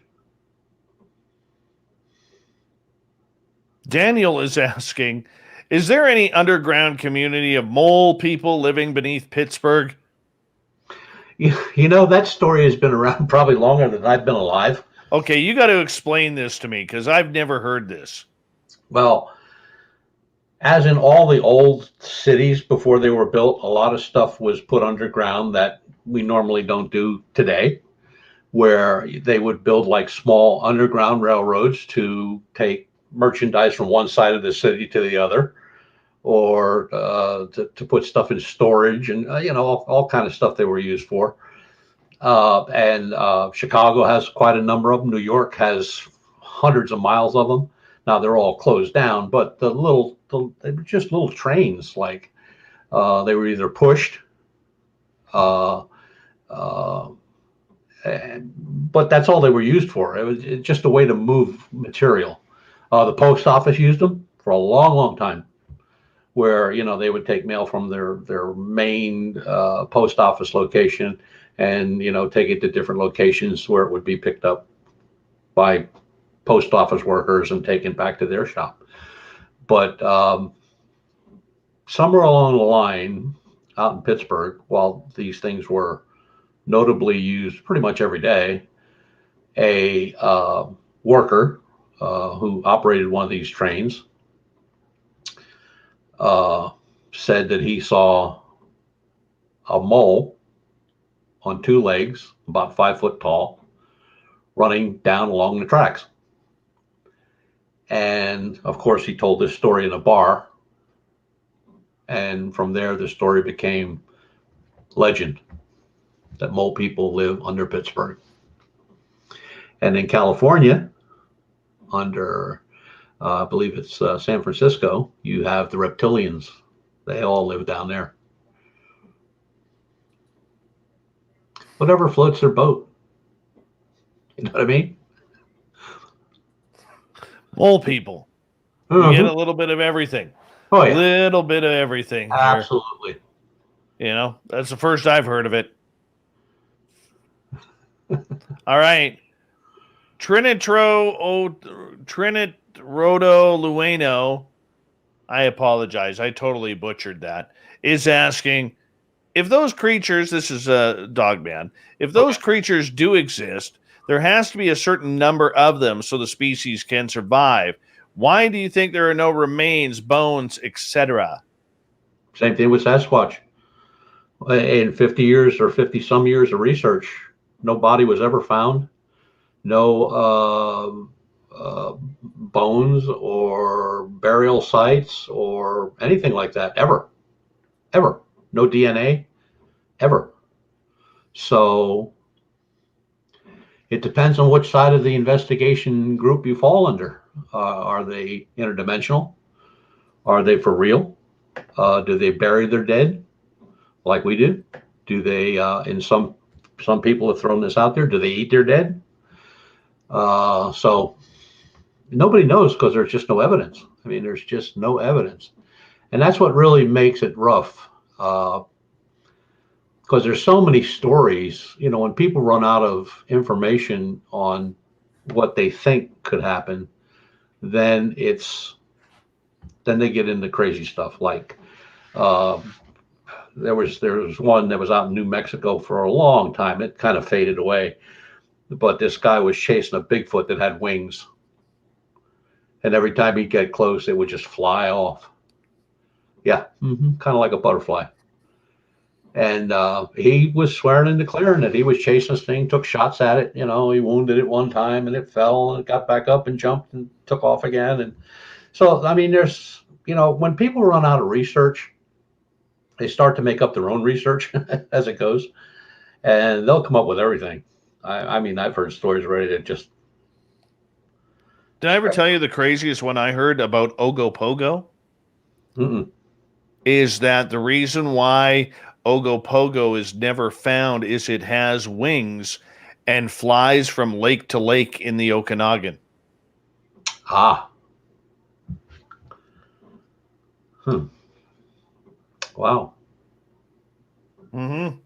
Jeff is asking, Butch, do you know if there are any tactics used by Bigfoot hunters to lure Bigfoot in? Oh, they've tried everything. They've tried throwing food all over the mountain. They've tried bear traps. They've tried snares. They've tried traps that were used in Vietnam where they put some spikes in the ground, then you cover it up and you step on it, and then they kind of trap there. I mean, they've tried everything. They've tried using infrared on drones. They've tried on blimps. Snares of all kinds, box traps where, you know, you step on something and you're caught in a box and it takes you up into the air and hangs you there for a while. Everything's been tried. Everything. What's the most successful? Rat traps. Oh, the last one I heard was somebody, well, I guess they arrested him eventually, but some idiot put rat trap shotguns on a trail right outside of a game state park, and that was in North Carolina, North or South Carolina, I'm not sure. But what this guy did was bought a bunch of old single shot shotguns, cut them all down, and wired them up as rat trap. So somebody tripped the trigger, you know, tripped the wire, the shotgun went off, and he had them on sides of the trail. Both sides of the trail were like 12 of them. And actually what set it off, which got the game commission involved, was a deer walked into it and got killed. And somebody saw the deer down and saw it was hit with gunfire, but they didn't see any hunters or anything. But these guns were concealed in the trees, wired to the trees. and they finally got the guy. But can you imagine some kids like walking up through there? VPXM is asking, what year did you see your first unidentified craft? 1989. Want to explain it? Was living in Tucson, Arizona at the time. Had some gentlemen putting in saguaro cactus in the yard. Wife went in to get some cold drinks for everybody because it was very hot. And, you know, I went to take a swig of my tea. And as I took a swig of my tea, I'm looking at everybody else is like staring up at the sky. And I looked in the same direction. And there was a craft hovering above a mountain, which was like 3 football fields in length, maybe 5, 6, 7 stories tall. Some really faded green lights along the side of it. It was definitely saucer shaped, but it was on an angle. So it kind of looked like a tube. But when it took off, it flattened itself out. And we watched it for at least a good minute or two. And not only did we see it in my yard, but my neighbor, the doctor, he saw it. And the guy across the street, which another neighbor who was, he was head of all the federal prisons for the United States government in the Southwest. And we all saw what we saw. And I ran in and called everybody I could think of, Department of Public Safety, State Patrol, Tucson Police, media, all the media outlets, airports, Davis-Monthan Air Force Base. I called everybody. Nobody saw it. It just hovered there. It was very quiet. There was no, like the watches didn't work or anything like that. No physical feelings. It just kind of raised itself up a little bit after a bit and just shot off west like a bullet. It was just a blur. Incredible. Yeah. Decatus has a question here. I'm getting a little feedback again from you. And he is asking, what do you think of frequency and vibration? Can we be induced into seeing things? Yes. Yeah, it's called, it's like an ultrasound. It's a sound that we can't hear, but it can affect us. Animals can hear it. And it's way low on the scale of sound in decibels. It's been said, and I guess there have been some studies, I've never read them, but I've heard about them, where there's been studies where people were affected by that sound that actually drove them, you know, half bat crazy. And the most dominant animal that reacts to it is a tiger. A tiger will, I'm going to use the word purr, but at such a frequency, like it causes in a human being fear. Once that animal realizes it's fear, then they'll attack. Stu Gerson is asking, Butch, have you actually seen a Bigfoot? No, I'm sorry, no. I'd love to. That's why I'm going to come up and stay a couple weeks with Dave. Yeah, if you ever get here. He'll find one. Mm-hmm. All right. Greg is asking, in your UFO sightings, did you see the structure of the craft or just the lights? No, the structure, the whole structure. You see the whole craft, front to back.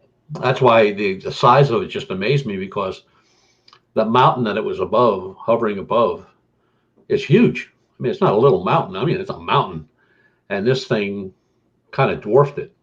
I mean, and that's why I always say it was like, in my best guess estimation, it was about 3 football fields in length. And height-wise, about 6 or 7 stories. Wow. It was huge. Massive. Huge. And the thing that would always amaze me, till this day, it was stone quiet. You didn't hear anything. Nothing. Not a whir, not a buzz, nothing. Even when it took off, you heard nothing. It just like raised up a little bit and gone. Denise is asking, Butch, have you ever heard of a bear man or a cat man? No, I haven't. Well, you're boring. Yeah. All right. I've heard of pig man. You got that down south, Pigman. I've heard of that too. Goatman, Frogman. Goatman, Frogman, yeah. But I've never heard of those two. Those Goatmen are weird looking. Weird looking. Reminds me of my brother-in-law. Never mind. Joey is asking, Butch, do you have any opinion on what happened at Rendlesham Forest back in 1989? I believe everything that happened at Rendlesham Forest was just the way they said it happened. Why is that? You got evidence. I mean, not only is one guy taking notes and making copies of what's written on the side of the craft, but you have his commander walking around with a tape recorder and taping the whole deal. And when they say it was they've already proven that there was no way from that location that you could see the lights, from the ocean side. So it was, as far as I'm concerned, the whole story is true.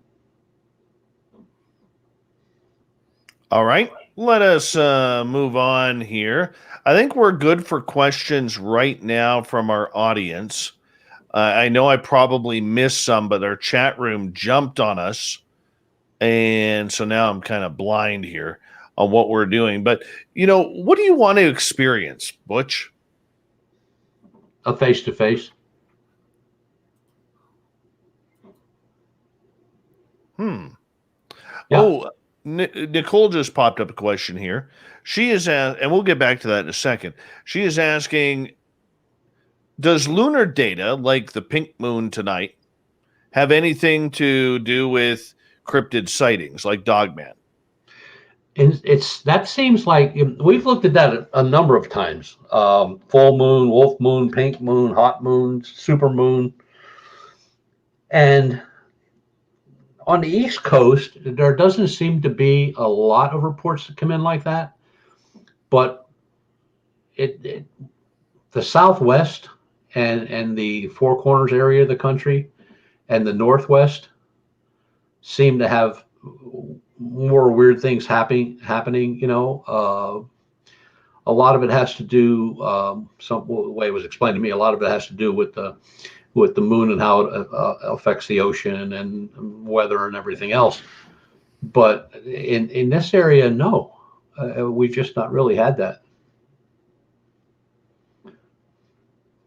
I'm not saying it doesn't. Now, getting back to your site, I mean, you want to have a face-to-face encounter. We got 90 seconds before we're going to take a break here at the top of the hour. So I'm curious with you, my friend, what do you want to see? Bigfoot, Dogman, face-to-face? Either one. No, I don't mean I want to be like, rubbing noses, but I would like to actually maybe at the same time get them captured on. If I can't see them face to face, I want to capture them on thermal imaging, because you can't doctor thermal imaging. Thermal imaging is thermal imaging. That's it. But it would just be because the thermal imaging units that we have, the FLIR devices, we can not only take video, but we can take still pictures. So we always have one camera set up on video and the other one is set up on still pictures. So that way, if somebody says, well, you doctored that one, well, how did I doctor this one? They both look alike. You know what I mean? One's still and one's video. And that's something you got to be real careful with when you're doing investigations. Whatever equipment you're using, you've got to stand by that equipment. So FLIR is FLIR. I mean, that's the way it is. Night vision is night vision. That's the way it is. And even our night vision, when I purchased those through ATN, I got the ones where I could video or take a picture, because, if these things are quote unquote interdimensional, they shouldn't show up on night vision, nor should they show up on thermal imaging, except their outline. Butch Witkowski's Strange Days continues on Spaced Out Radio right after this. I want to ask Butch more of your questions, and we're going to ask Butch about photographs as well, whatever else we could jam in. Then at the bottom of the hour, we have the news wire and the thought of the day. Spaced Out Radio continues right after this.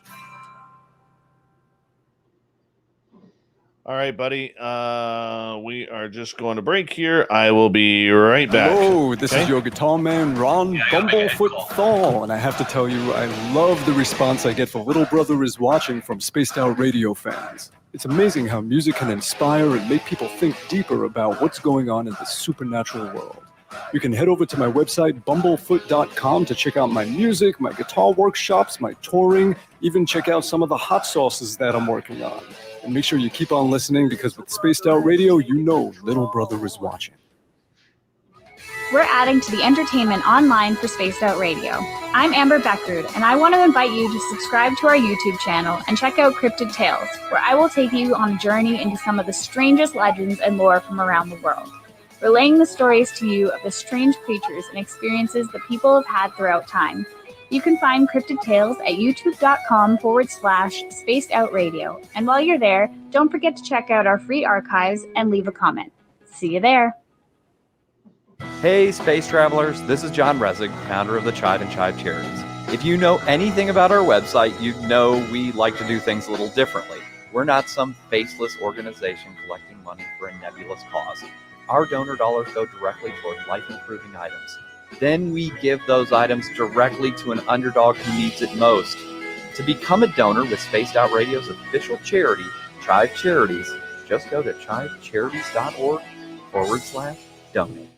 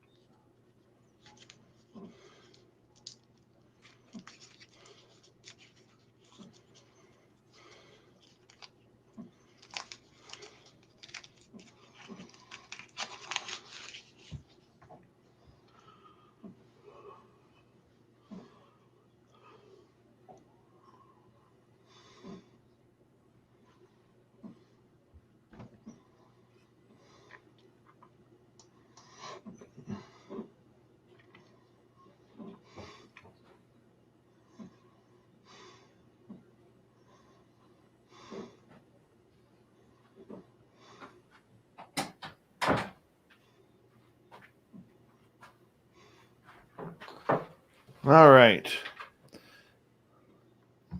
Let's see. Where is that comment here?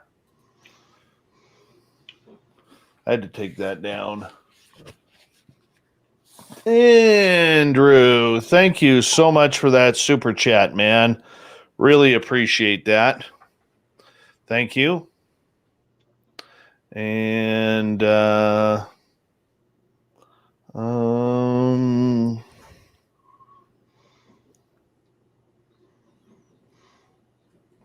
want to say a big thank you to everybody. Let's give a shout out. Ed Clader, TH, Filth, Science Bob, Aiden, Catfish, VP, I'm going to get VPXM, Dirt Road, Nicole, Robin, Sylvia, and James, Wendy, Magnolia, Jeff, Jules, Emily, Aiden again, Wagon Breath, Fast Hammy, Ed, Fapster, Kevin's Beard, and Andrew for the awesome super chats. Really appreciate that, man. Really appreciate your love and support of this show. Thank you so much for helping us out. And big thank you to everybody who's tuned on in, giving us a thumbs up, thumbs down, thumbs sideways. And the new look, I'm digging it, man. I hope you guys are too. as we continue on here on Spaced Out Radio. We got 1 hour left, and I'm telling you, this is pretty exciting stuff here. Very exciting stuff. I'm liking the new look. It's good to have you on camera there, Butch. Thank you, sir. No problem. No problem whatsoever. All right. All right. Thank you so much for that super chat, man. Really appreciate that, Rye. Thank you. All right. Got more questions coming from the audience. And let's see here. Thank you, Clam. Wow. People are amazing, man. Absolutely amazing.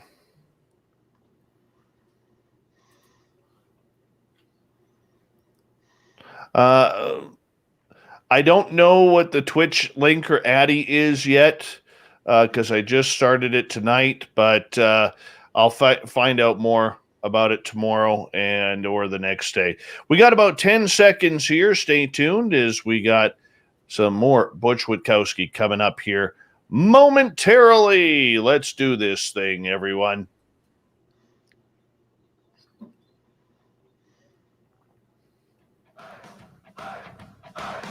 Would you like to connect with us? Head to spacedoutradio.com for all your latest show info. Now, back to Dave Scott and SOR. Here we go with the third and final hour of Spaced Out Radio tonight. My name is Dave Scott. Thank you so much for tuning us in. We really do appreciate earning your listening ears wherever you are on this beautiful planet we call Earth. Thank you to everyone tuned on in on our terrestrial affiliates around North America, digitally on TalkStream Live, Revolution Radio, and KPNL. All of our archives are free by going to youtube.com/Spaced Out Radio. Just do old Davey the favor, hit that subscribe button. The Desert Clam has set the password for tonight in the SOR Space Travelers Club. Idioglossia. Idioglossia is your password. Use it wisely, space travelers, as the Clam sets a password each and every night right here on Spaced Out Radio. Our website is spacedoutradio.com, where we have a plethora of features for you, including rocking out to Bumblefoot and reading up on Captain Shirk's SOR Newswire. Follow us on Twitter at Spaced Out Radio and on Instagram at Spaced Out Radio Show. We continue on tonight with Butch Witkowski and Strange Days. Butch joins us near the end of each month where we get to the weird, the strange, the wacky, and I'll tell you, we get to some amazing questions from our audience as well.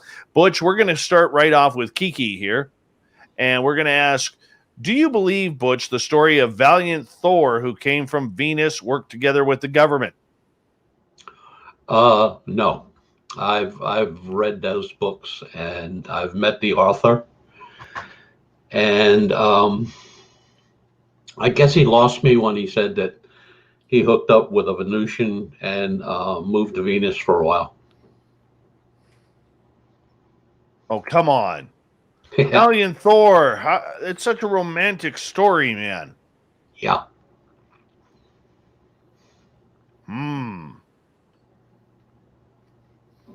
Greg is asking, did you feel like the UFOs you saw were watching you during your sighting?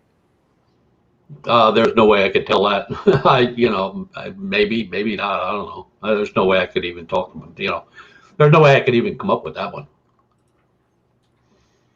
How did you feel when you saw that mothership? Even though we got to watch it for a bit and everybody saw it, it was not just me, it was everybody. It was kind of like half disbelief and half thinking what my wife might have put in the iced tea. But it was, you didn't take your eyes off it. I mean, you were, once you saw it, you were glued to it. I mean, it just, you looked at every little thing. And the color was strange. It was like a burnt copper, like if you see the bottom of a copper pan. It's way too big to be human, eh? Yeah, way too big.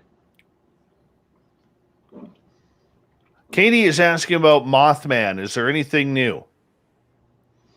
The sightings continue. They're just there. The last one I saw was maybe a month or so ago in the same area up by the dynamite plant. But other than that, I guess they continue. Now, the Mothman that has been seen around the Illinois area and into Indiana, how much different is that one from the Point Pleasant sightings in West Virginia? They're pretty similar. The stories are similar. The description's similar. Now, is that something that they're actually seeing, or is it something that they're taking from what they've heard and putting it into their own side? It's hard to tell, but they're very similar. What's the biggest differences? I think the wings. Some say they're, well, a couple say that they're feathered, which they've never been described like that. And the others say that they are velvety looking, very smooth like skin. I think that's the only difference. Weird. Just weird, my friend. Brian is asking, do you believe that Werner von Braun was referring to aliens when he said, regarding the moon landing, we had help, and pointed towards the sky with a wink? No, I don't think he was kidding. There was just too much accomplished in too short of a time for them not to have any help. You know, it was what it was. I mean, they went from the V1 to the V2 to the America bomber, which would have worked had they built it. Emily is asking, Butch, can you finish the story about what you were going to say regarding Robert Bigelow calling you up? Oh, well, we had received this photograph of a triangle. I told you all about that. We debunked it, and we found out what it was. It was actually a Cessna 172. I mean, we could make out the landing gear. I could read the tail number, the whole 9 yards. And evidently the person that had filed it with us also filed it with Bob Bigelow. And I got this call on a Saturday morning. The guy introduced himself as Bob Bigelow, and I thought to myself, yeah, right, what are you selling? And it turned out that he turned me over to one of his investigators who introduced himself, went all through the report, and he said, I understand that you did it also. Have you filed your final report with MUFON? And I says, no, as a matter of fact, I was going to do that this afternoon, but I said, what would you like to know? And he said, what did you find out? And I told him what we did and how we did it and what it turned out to be. And he said, we've received quite a number of reports from this individual, and we just wanted to know if they were for real or if this person was, you know, making it up. And I said, well, at this point, they made this one up, that's for sure. So we can take it from there. And he thanked me, and that was it. What's the biggest mistake that people make when photographing something strange? Using their flash at night. That's just a no-no. I mean, you can get flashes off of everything. Flashes are a lot more powerful than people think. I mean, you could be shooting up at the sky and there's a telephone pole in the way and there might be a nut or a bolt or something sticking out and it'll flash back on you. And all of a sudden you got a UFO. Never use a flash, ever. Indoors, same way. If you're on a paranormal case, don't ever use it.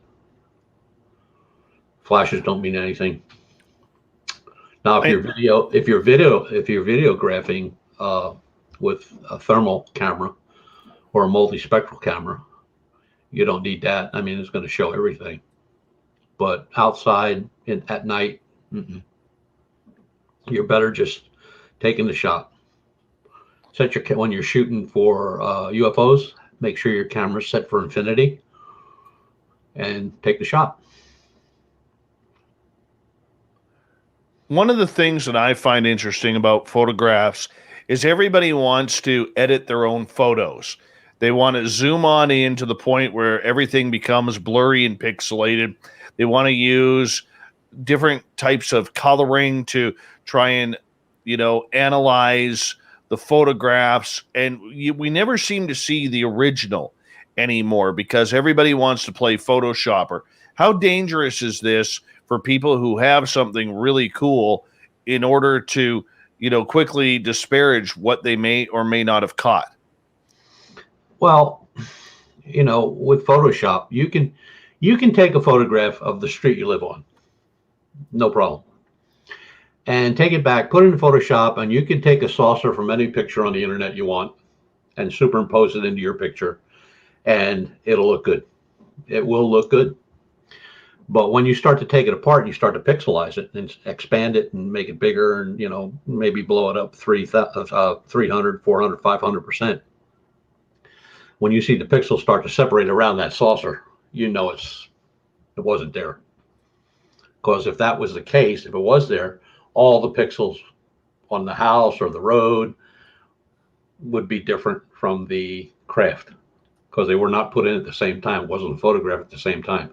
So you took a photograph and you added a photograph, and it shows it very clearly. I mean, it's really easy to see, very easy. So for you as an investigator, you just want to see the original. You don't want to see anything that's been doctored or photoshopped. No, I want to see a clean picture. And the importance is why? The pixelization and what happens when you blow it up. Because you got to remember, most people take a picture, it's just a tiny little speck, on the screen. And then when you start blowing it up, then you see the wings and you see the tail section. It's an airplane. But that's what a lot of people don't do, because if you wanted to doctor that airplane, you would have to change the pixelation around the airplane. And to my knowledge, there's no way of doing that without it being seen. You know what I mean? It's not something you can hide. People have tried putting clouds around things, or photographing something over a mountain and kind of like moving the mountain up higher to change the size of the craft. But it doesn't work, because once somebody blows it up and they start checking the pixels, I mean, you can't hide those. I mean, they are what they are. I mean, that's what the photograph is made of, pixels. So when you have a photograph of having say a saucer and up in the sky, and say below there's a city or something below it, and you blow it up 300, 400, 500%, whatever you're blowing it up to, and you start zeroing in on a certain area, the pixels on the aircraft should be the same as the pixels on the ground. If the pixels on the ground are kind of uniform, but the pictures of the craft are now all kind of zigzaggy, or they're not put together square, they might be off by that much, or they're tilted or something, it's a doctored photograph. Okay. So when people are out in the forest or maybe on a ghost tour or trying to photograph a UFO in the sky, what's your advice to them on how to do it? Well, like I said, no flash. Set the camera for infinity. Try to use a camera. Phone. The phones don't cut it. I mean, they take a nice picture if you're photographing your dog or your wife or a picnic or anything. But they're not made for that. They're not made to shoot to infinity.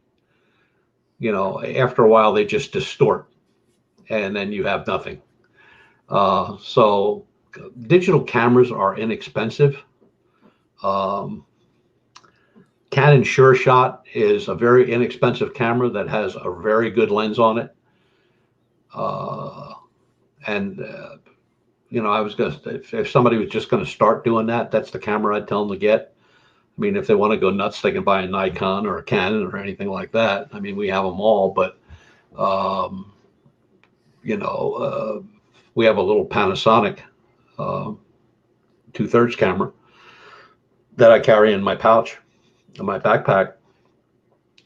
And even that has a very good lens on it, so I can shoot to infinity. So if I take a shot of something, it is what it is.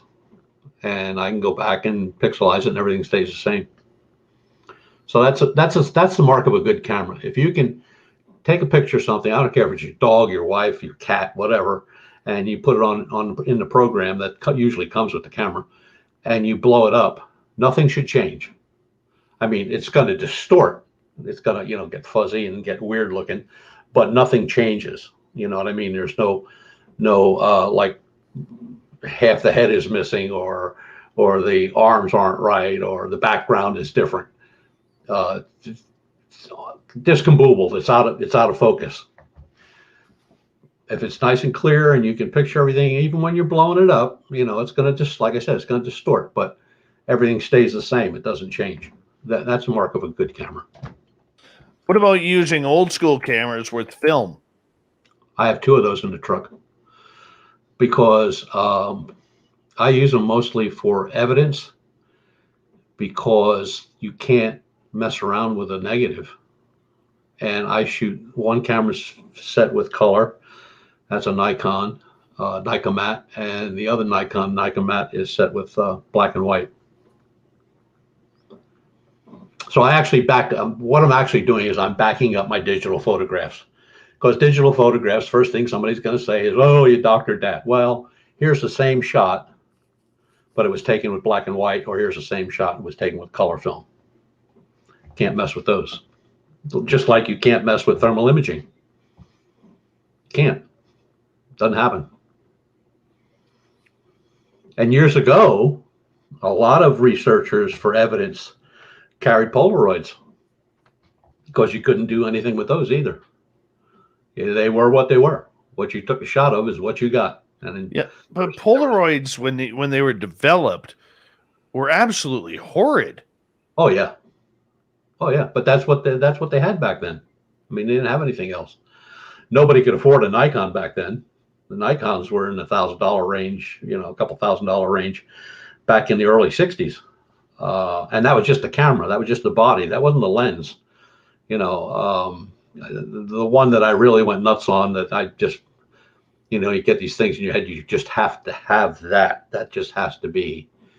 And I bought a Nikon film camera, Nikon Mat. It was an older camera, but it was brand new. It was never used. I think I paid like $800 for the camera. And then when I bought the lens that I wanted, the lens was like $3,000, but it takes a hell of a picture. No kidding. I got a question from Jeff coming in. He is asking, Butch, have you heard any reports about Bigfoot making vocal sounds or responding to vocal calls from Bigfoot hunters? Yes. Yeah. There's quite a number of those on the internet. You can go on YouTube and pull them right up, where guys have gone out and taken vocalizations from, I'm going to say, British Columbia, or vocalizations from Washington State or Oregon, and then played them back east, in the mountains back east, or Michigan area or something like that, and they get a response. And that's really weird. So that's telling me that whatever's living out there is understood by something living out here. So what does that mean? Is it a standard that is set in them that they can recognize another Bigfoot from another area? Possible. Well, you only have to look at the Sierra sounds from Ronald Moorhead. Oh, yeah. And I still think that's the most impressive piece of audio that we have out there. Mm-hmm. And if people want to check it on out, just Google Ronald Moorhead Sierra sounds on YouTube, and it'll come right up, and it's impressive. It is very, very impressive in regards to that. So I find that very intriguing for sure. we only got about 4.5 minutes left tonight. Another show that is flown on by. We always talk about what people should do or how they can get a little bit better if they want to do some amateur sleuthing around the forest or in the sky above. What should they do if they get their evidence, Butch?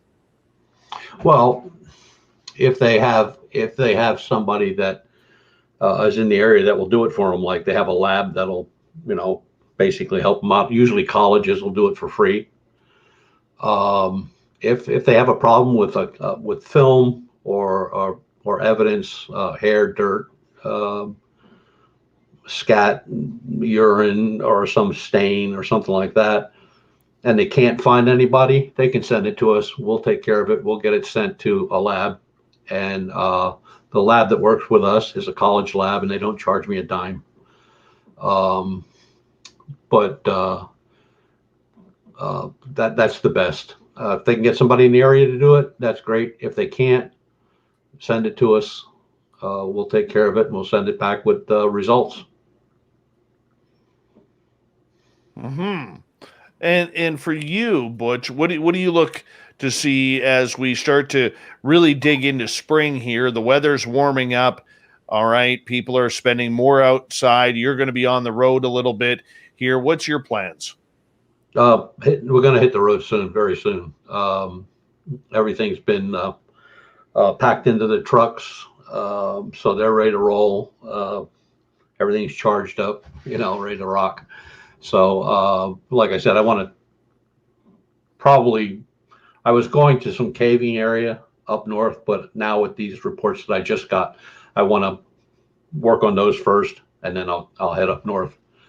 But, the area I'm talking about, from where I live now to that area, to me is like 20 minutes, 25 minutes. The area up north is like 4 hours. Wow. I mean, for people who don't know your team, who do you have on your team? Right now, the Go team is 2 police officers, one longtime Squatch Bigfoot researcher, and then I have a couple standbys. One guy works for the state as a game warden, and the other gentleman is a lawyer. Who knew? A lawyer? What? Yeah. Just in case you get attacked, he's gonna I'm gonna sue some. somebody. Oh yeah, I'm gonna sue somebody. Somebody's gonna pay. Hey, somebody always has to pay, my friend. What are you going to do with your website now that it's been down by hackers? I'm going to start a new one. We started working on that already. So we'll see where it goes from there.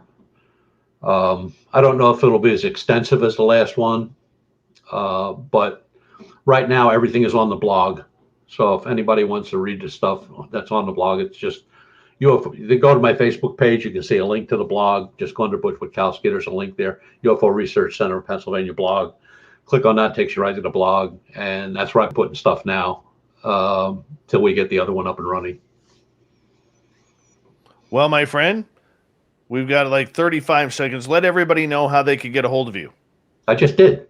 Well, I mean, like, can they call you? Yeah, sure. My email address is butch218 at djazz, DEJAZZD.com. And if they need, just send me an email, give me a number to call you, and I'll call you right back. I check that all the time. As a matter of fact, I have one computer set up just to take email. Beautiful. Butch, my friend, we will talk to you next month. It's always a pleasure to have you on Spaced Out Radio. Always appreciate you coming here, my friend. I'll wear my wig next time. Beautiful. Butch Witkowski and Strange Days, UFOcop.com. That website will be changing, though. Check him out on Facebook. Coming up next, we have the SOR Newswire. We have the Thought of the Dave. Stay tuned. Spaced Out Radio continues right after this.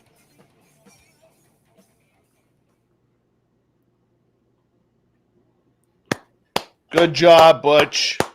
Good Thanks. job. Yeah, I like this format. It's pretty cool. Yeah, dude. This is a lot of fun.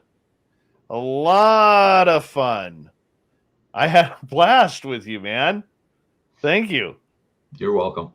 All right. We'll talk to you next month, maybe Yes, sir. before, if we can get anything good going on, and we'll go from there.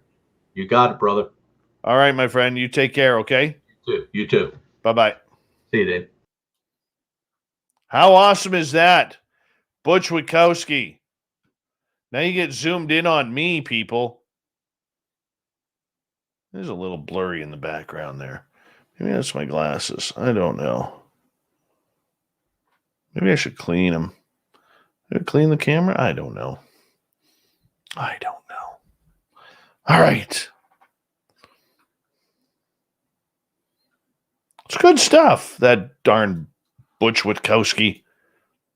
He wasn't as fired up tonight as I thought he would be. But that's okay. I tried.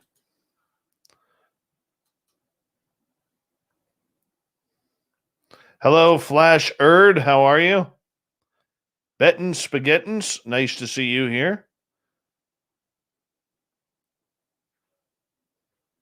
Thank you, Nicole Sakic. Wendy Williams, the gorgeous Wendy Williams. Windex just might help, Dave. Thanks, Wendy.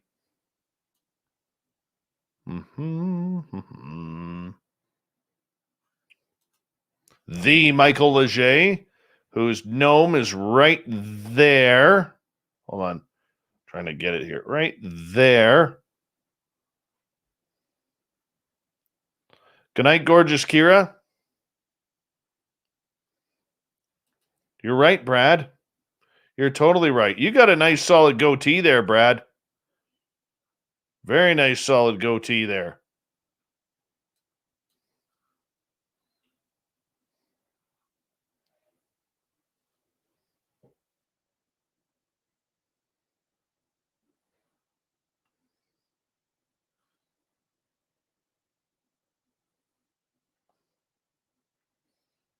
What do we got here? Few minutes.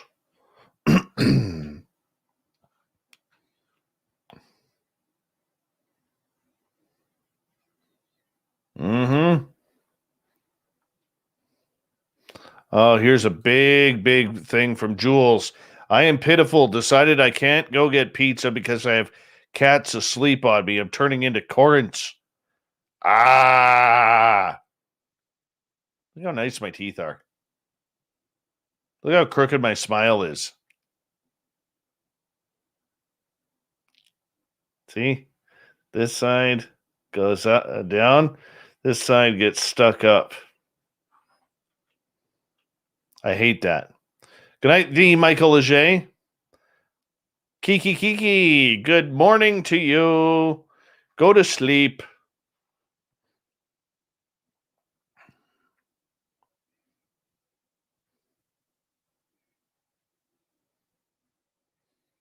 I don't have Wookiee eyebrows.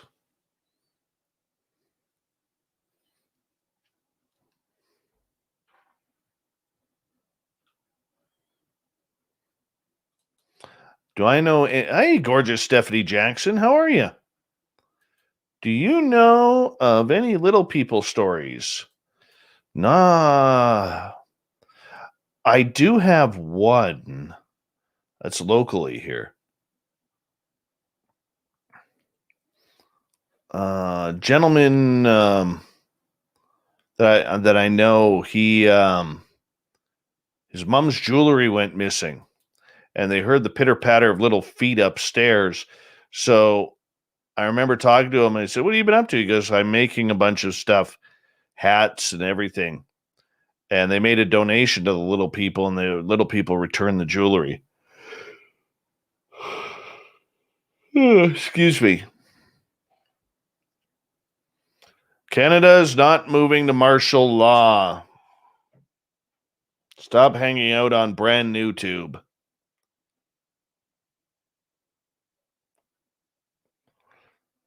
Thanks, Betty Spaghetti. I'll touch it for you.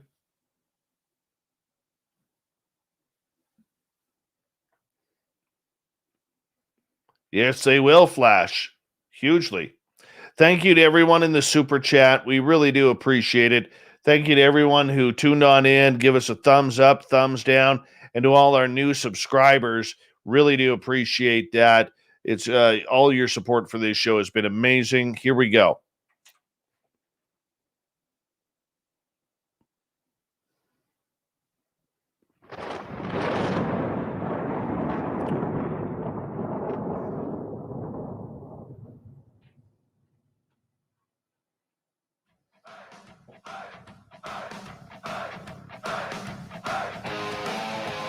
We rounded third. We're heading for home tonight on Spaced Out Radio. My name is Dave Scott. Thank you so much for tuning us in. Really do appreciate earning your listening ears. Want to remind you that if you missed most of this show or others, check out our free archives by going to youtube.com/Spaced Out Radio. Just do old Davey the favor. Hit that subscribe button. Our website is spacedoutradio.com, where we have a plethora of features for you, including rocking out to Bumblefoot and reading up on Captain Shirk's SOR Newswire. Follow us on Twitter at Spaced Out Radio and on Instagram at Spaced Out Radio Show. Speaking of the news,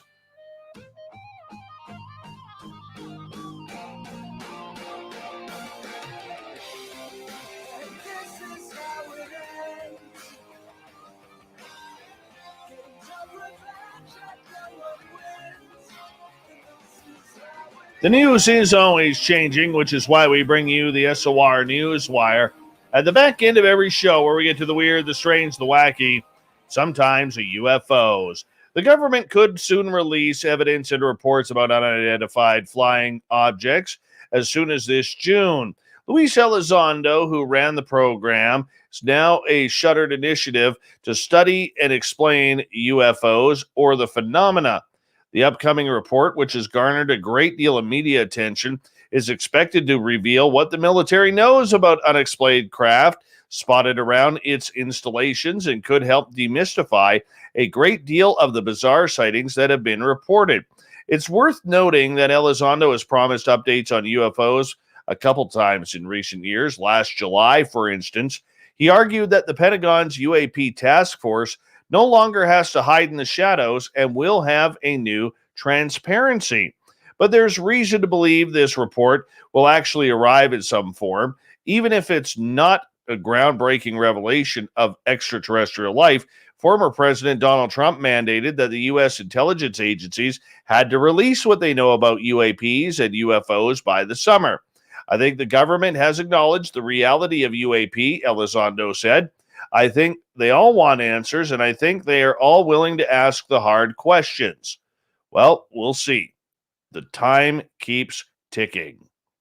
Yeah, Elon Musk's SpaceX may not have plans to send humans to Mars anytime soon, but when it does, those on board may want to take caution.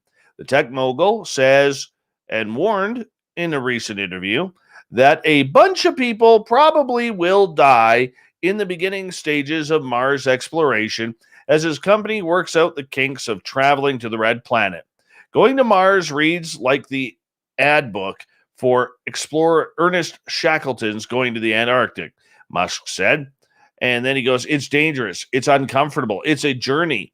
You might not come back alive, but it's a glorious adventure, and it will be an amazing experience. He continued, you might die, and you probably won't have good food and all of these things. It's an arduous and dangerous journey where you may not come back alive, but it's a glorious adventure. Sounds appealing. Mars is the place. That's the ad. That's the ad for Mars.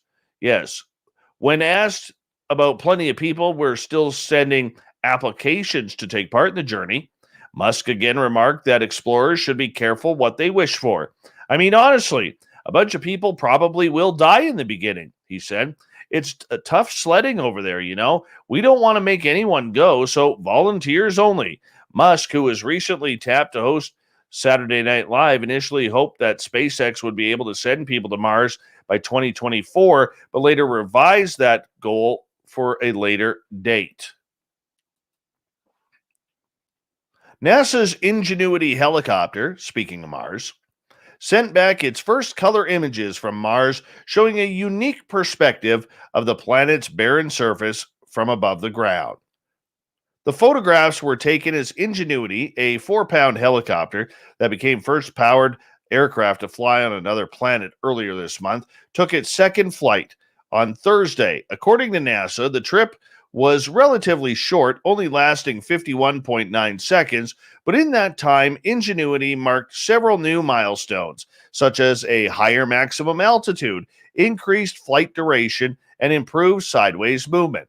So far, the engineering telemetry we have received and analyzed tell us that the flight met expectations and our prior computer modeling has been accurate, Bob Ballaram said from NASA. We have 2 flights of Mars under our belts, which means there is still a lot to learn during this month of Ingenuity, he added. During the second flight, the tiny aircraft reached an altitude of 16 feet and snapped color pictures of the planet's surface. The helicopter came to a stop, hovered in place, and made turns to point its camera in different directions, Harvard Grip, Ingenuity's chief pilot, said. Then it headed back to the center of the airfield to land. It sounds simple, but there are many unknowns regarding how to fly a helicopter on Mars. That's why we're here, to make those unknowns known, he continues. The series of photographs show the planet's rocky reddish-orange surface. Ingenuity's shadow is visible at the bottom of one of the images, but the historic moment was followed up by more feats just a few days later. On Sunday, NASA took Ingenuity out for its third flight, once again pushing the limits of the machine. While Ingenuity once again climbed to an elevation of 16 feet, this time NASA took the helicopter flying downrange for 164 feet, which is more than the length of half a football field. It also reached a top speed of 6.6 feet per second. Today's flight was what we planned for, and yet nothing was short of amazing, Dave Lavery of NASA said. With this flight, we are demonstrating critical capabilities that will enable the addition of an aerial dimension to future Mars missions. I love that. Here's a good one. 15 people emerged from a cave in France on Saturday after spending 40 days living in its depths without sunlight, clocks, or contact with the outside world. The volunteers were part of an experiment called Deep Time, which was designed to probe the human brain's conception of time in an environment without chronological bearings and to study the group's overall adaptation to life in isolation.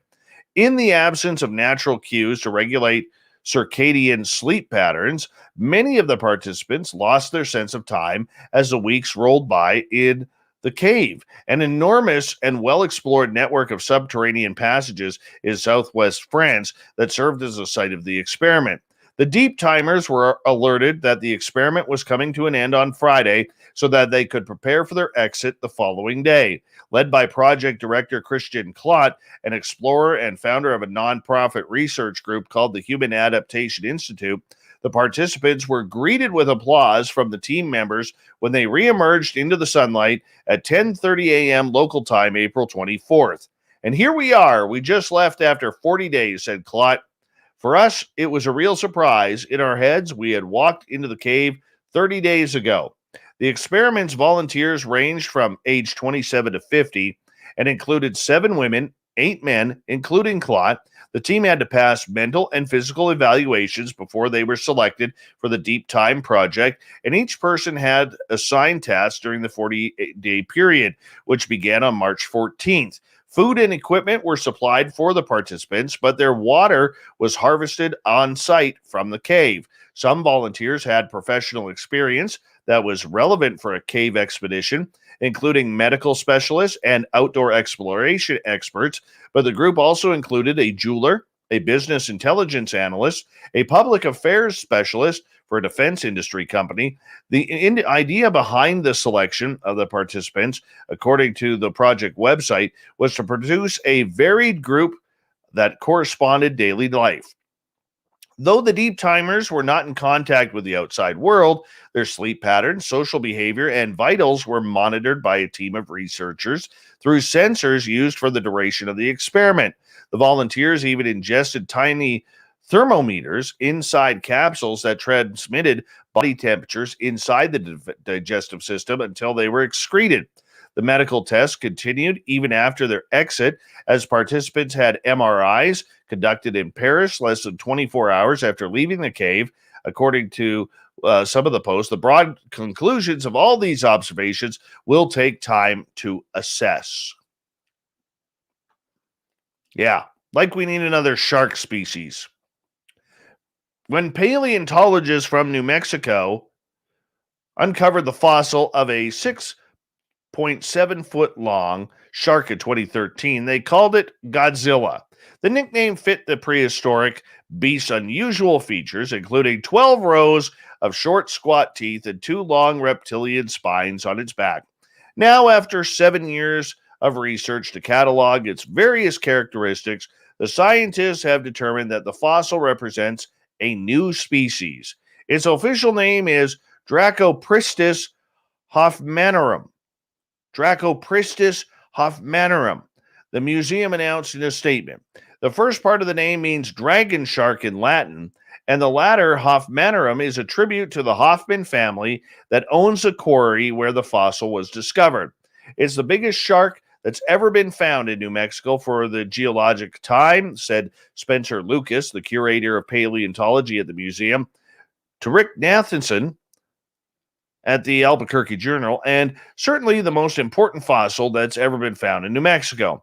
Ancient shark specialist John Paul Hodnett, now program coordinator for the Maryland National Capital's Parks and Planning Commission, Dinosaur Park, found the first piece of the dragon shark fossil while sifting through limestone fragments in a quarry in the Manzano Mountains of central New Mexico. The first fragment looked like a piece of limb bone, which struck Hodnett as unusual because although the region is well known for fossils of plants and animals from the Pennsylvanian period, they are also very large. Interesting. That's all we need. This thing's still quite smaller than Megalodon. Nonetheless, probably eat humans if it was alive today. Oh, bad beavers. You know, the beaver is Canada's national animal, not the moose, the beaver. But sometimes it can be a real pain in the butt. A Canadian telecommunications company said about 900 customers here in British Columbia lost internet service when beavers chewed through their fiber optic cable. Now, TELUS said customers in Tumbler Ridge, way north of where we are here, lost service at 4 a.m. Saturday morning, and repair crews discovered beavers had chewed through an important fiber cable at multiple points. Liz Sauve, spokesperson for TELUS, said that it was very bizarre and uniquely Canadian in the turn of events. Our team located a nearby dam, and it appears the beavers dug underground alongside the creek to reach our cable, which is buried about 3 feet underground and protected by a 4.5-inch thick conduit. The beavers first chewed through the conduit before chewing through the cable in multiple locations. Repair crews captured photos showing pieces of TELUS equipment being used by the beavers to build their dams. The company said the internet service to Tumbler Ridge was restored fully by Sunday afternoon. Bad beavers, bad. As if he isn't a star already with 4 Super Bowl rings under his belt, NFL star Rob Gronkowski returned to his alma mater, the University of Arizona, to break a world record by catching a football dropped from a helicopter 600 feet above the ground. Gronkowski, who is serving as honorary coach alongside former New England Patriots teammate Teddy Bruschi for the ASU Wildcats game Saturday, donned a jersey bearing his old university number 48 to make the Guinness World Record-breaking catch. Tampa Bay Buccaneers slot back, or in the U.S. we call it tight end, made the catch on the 3rd attempt, celebrating his trademark Gronk spike afterwards. Every time you step on the field, you've got to raise that bar to another level, baby, Gronkowski was quoted as saying after the catch, and I just raised the bar to this level. Well, that's pretty cool. That's pretty cool. Hundreds of people with the first name of Josh gathered in Nebraska with pool noodles for a battle royal that began as a joke on social media. 22-year-old Josh Swain, an Arizona college student, said he was bored during the pandemic in April 2020. So as a joke, he sent a message to a few people who shared his name and challenged them to a duel in 1 year's time in a Nebraska park. Swain said the joke soon turned to a real plan, and Saturday, hundreds of people named Josh gathered with pool noodles in Lincoln's Air Park to battle it out. The event began with Swain and another Josh Swain, who hails from Omaha, playing rock, paper, scissors for the rights to their name. The Arizona student won the initial contest, and the event then turned into a pool noodle melee. A 4-year-old boy named Joshua Vincent Jr. was declared the winner of the pool noodle battle and was presented with a Burger King crown and hoisted into the air to a round of cheers from all the Joshes there. The Joshes collected 300 pounds of food for the food bank of Lincoln and raised more than $8,000 for the Children's Hospital and Medical Center Foundation in Omaha. Great move, Joshes. Great move. Auction company Sotheby's announced that Kanye West's Nike Air Yeezys 1 prototype shoes have sold for a record-breaking $1.8 million through a private sale to sneaker investing platform Rares. The sale has made the Nike Air Yeezy 1 prototypes the most valuable sneakers ever and marks the first recorded sneaker sale for more than $1 million. West wore the shoes at the 50th Annual Grammy Awards in 2008, where he took the stage to perform Hey Mama and Stronger. The pair were made exclusively for West and signaled the start of a partnership between the rapper and the shoe brand. West later took the Yeezy brand to Adidas in 2013 and continues to sell shoes through that company.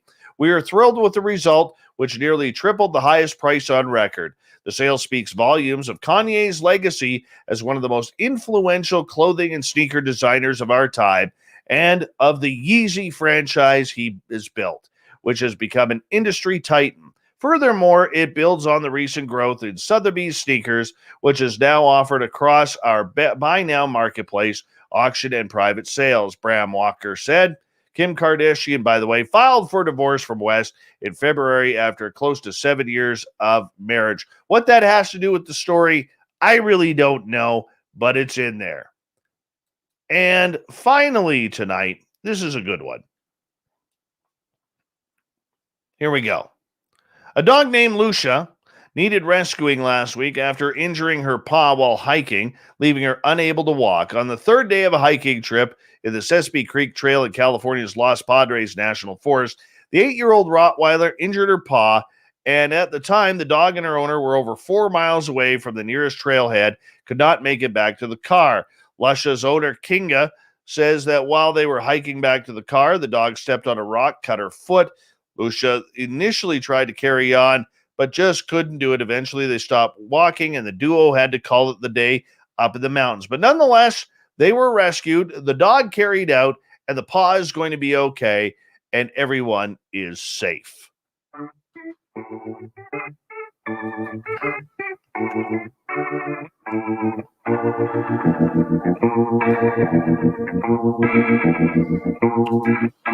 Thought of the Dave happens every night at this time, where we ask a question on our Facebook and Twitter pages, then read your responses on the air because we love the audience participation around here.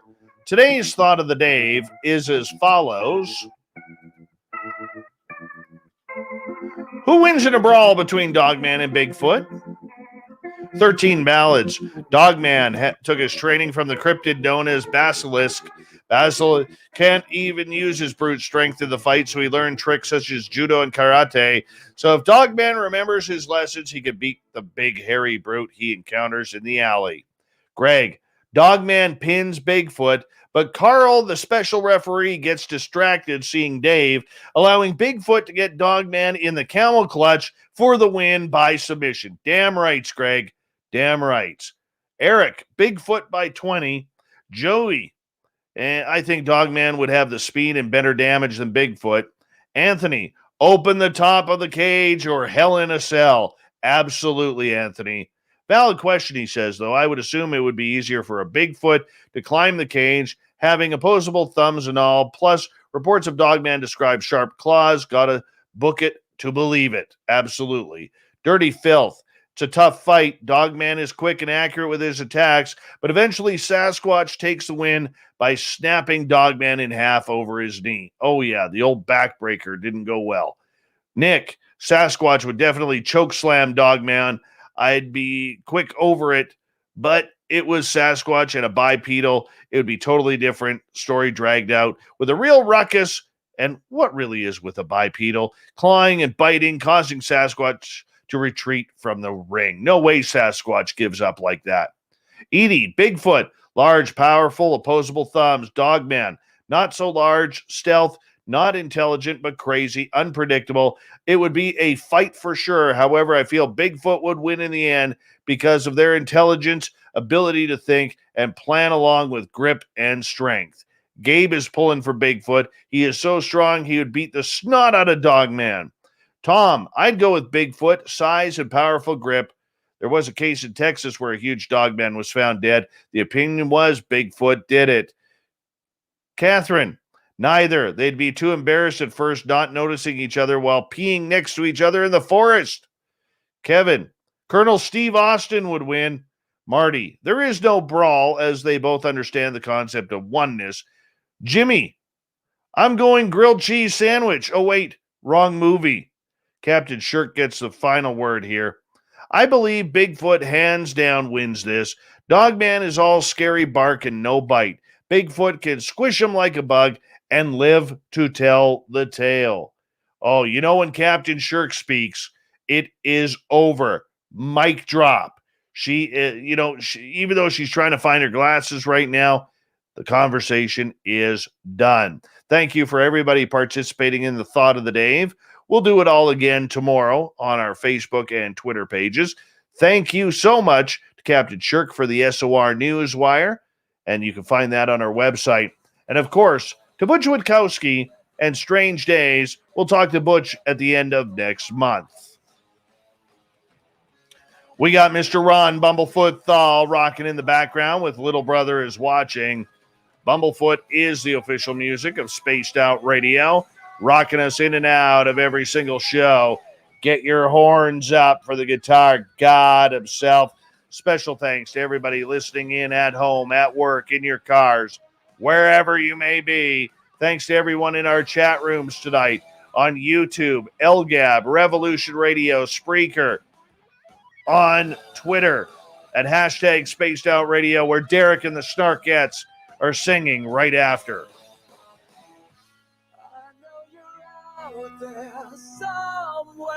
This show is copyright by Spaced Out Radio and SOR Media Ventures Limited. Thank you so much for choosing to share your evening with us, because together, my friends, say it with me, we own the night. Mr. Bumblefoot, we need a favor. We need you to take us home.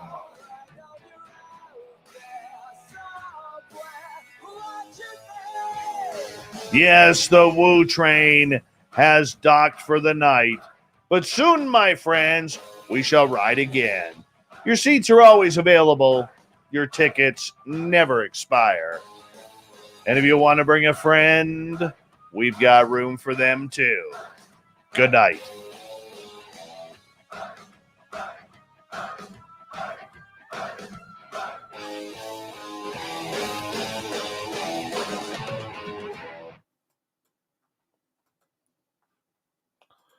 Yes!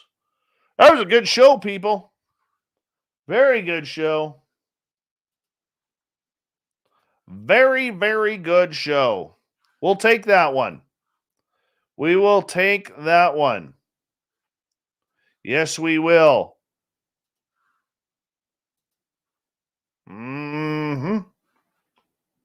Hot damn, that was a good show. Very good show. I'm happy with it.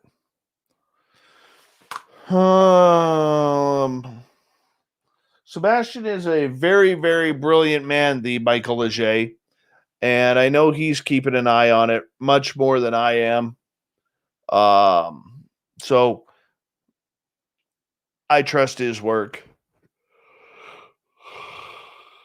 Oh, excuse me. Do you think the Army will pull your plug? No. By the way, Wednesday before the show, we're going to have a little feature here on probably had it too quiet there. I'm sorry, Bigfoot Rob. We're gonna have a feature here, probably from 7 to 8. The Angry Ghost Hunter, it's gonna be called, with Ross Allison and Merle and whoever is gonna join them. I'll be here too. We're gonna do this once a month and go from there. And yeah, it's gonna be great. I look forward to it. I do.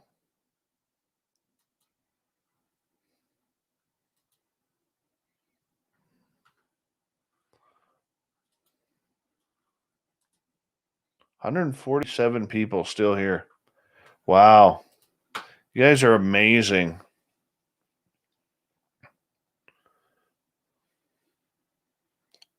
It's because I am sober, dude.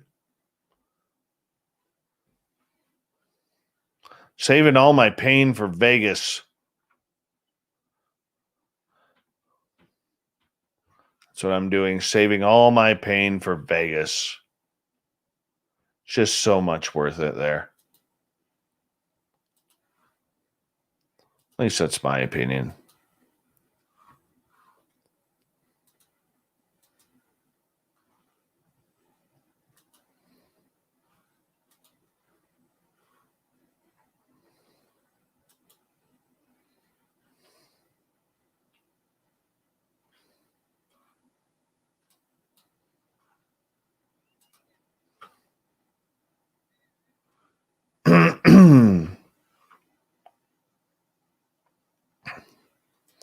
All right, there we go. Let's line this up here. Let's go like this. Mm-hmm. Uh-huh. Bobby Cheesy, how are you, man?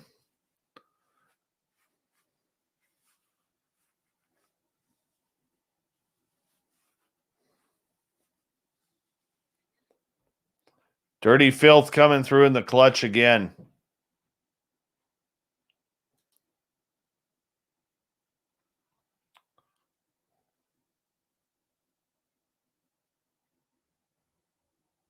Okay. All right. Not that bad. All right. Got it done.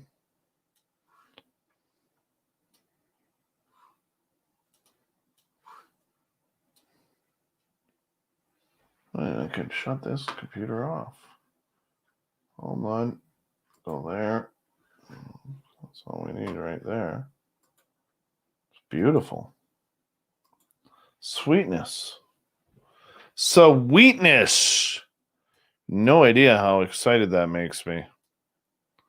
Oh, let's go. Guest picks there. And let's just move this over here. Can we do that? Yeah. That works for Dave. Totally works for Dave. All right, let's get this sucker going.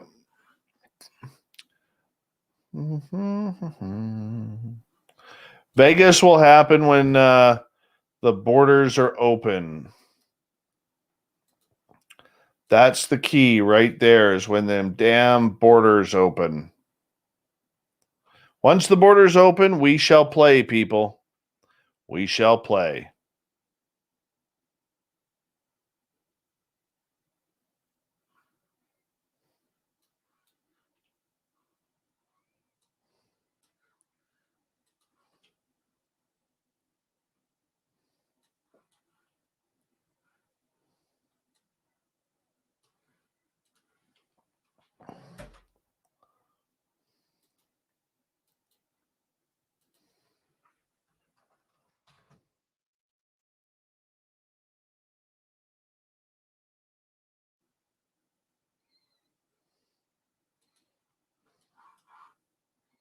I bet you Vin still wears clogs. He looks like a guy who would wear clogs with jean shorts, short jean shorts. Just saying. I wonder how hot that is. Some kind of correlation between the sightings and no sightings. No, it's not bipedals. This is After a number of years of a couple of careers that you had. And I'm just wondering, my friend, why the hell do you spend your... number two. I'm looking for the truth. Always was. Okay. So That's what it sounds like. change Okay. now. All right. The gorgeous Emily Bigelow is going to join us in Vegas. She's buying a dinner for everybody. Nachos only. Nachos only.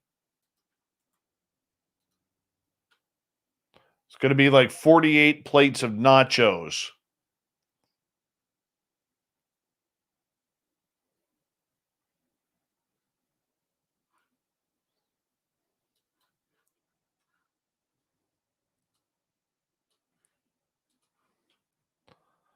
Emily Bigelow, is your snow melted yet?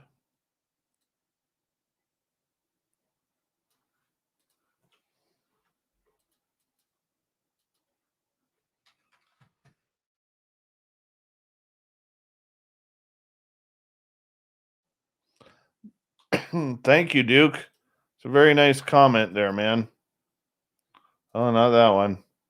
Where'd it go? Oh, it jumped. Thank you. Appreciate that, Duke.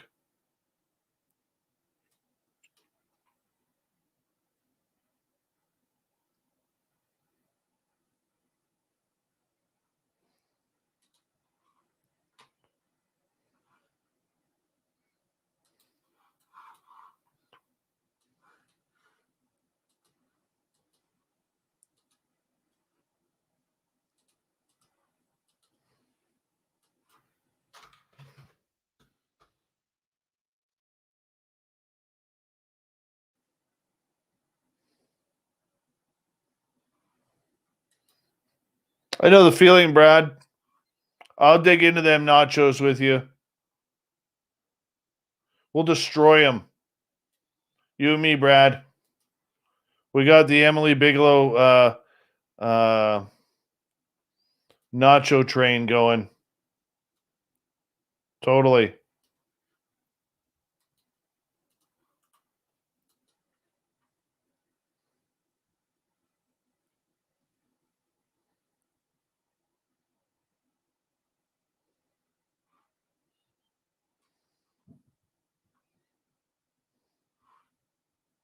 Okay, so that's the music there. That should be the music there, correct? Yeah.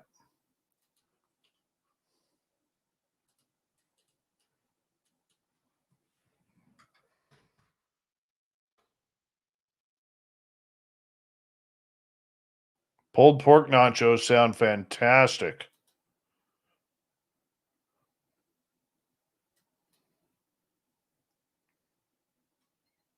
I'm good for some of them. That's what I'm losing weight for right now.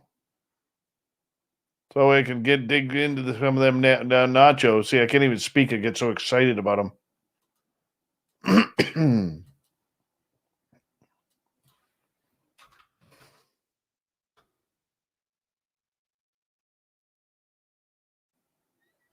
They have everything in Vegas, Dirty Filth, at any time you want. It's a beautiful place.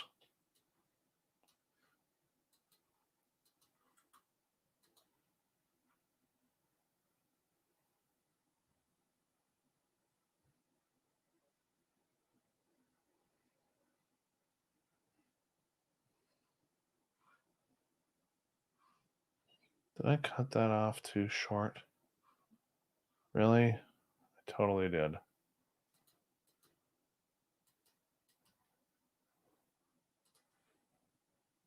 Totally cut that off too short.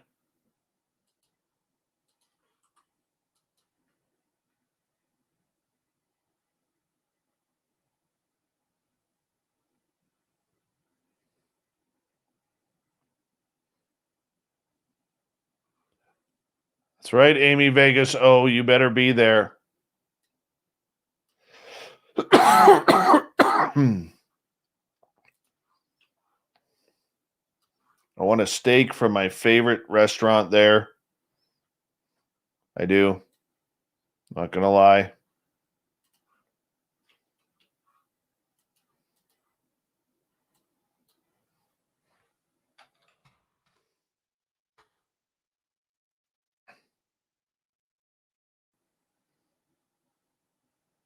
It's going to be go time, man. It's going to be go time.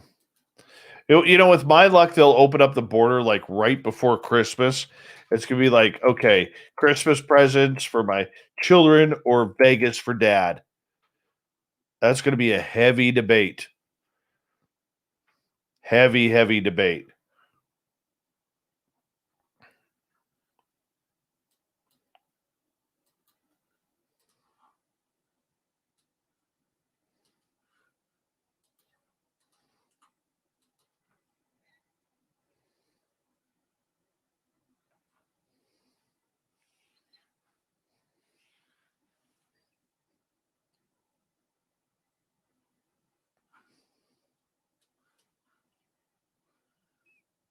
I'm proud to say there's nothing soy in my life.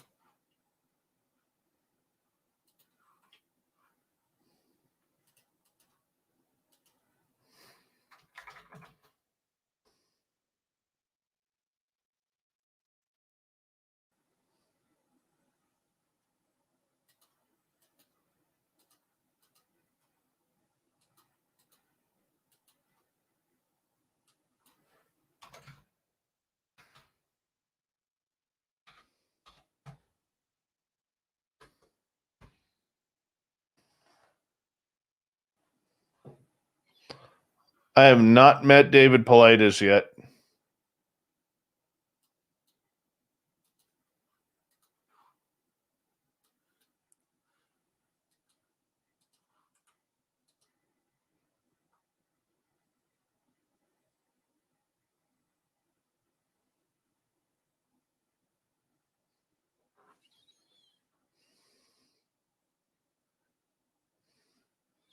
I will check it out.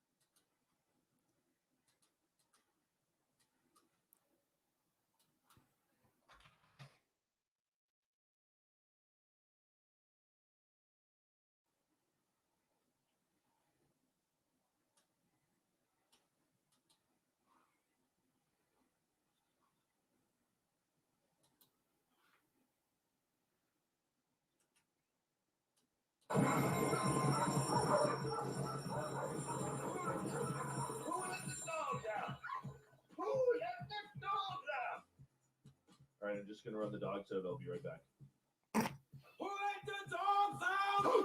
Oh, God. I can't play that right now. Hopefully I cut that off quickly enough.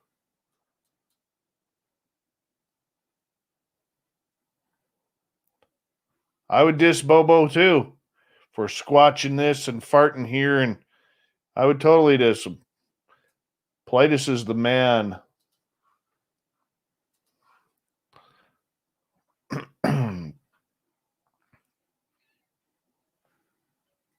Mad respect for David Paulides.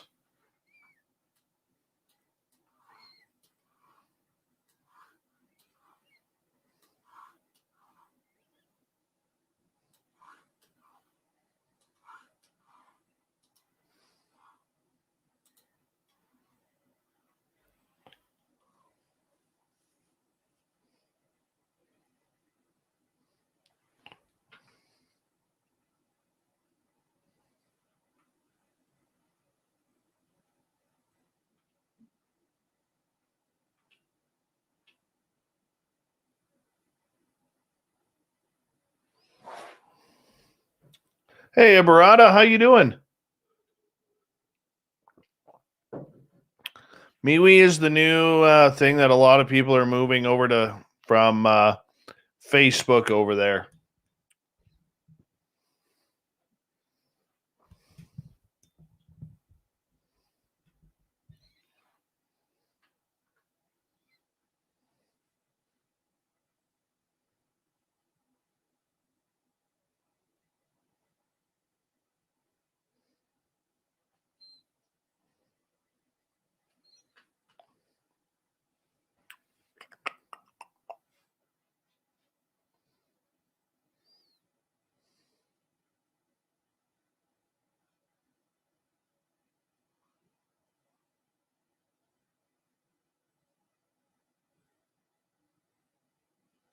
Well, that sucks, Duke.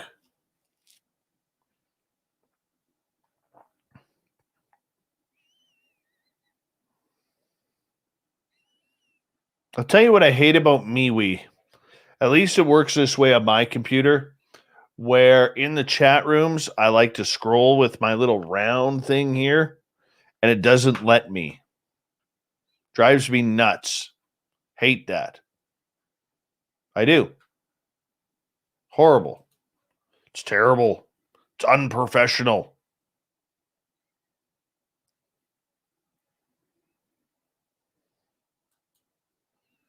It's terrible.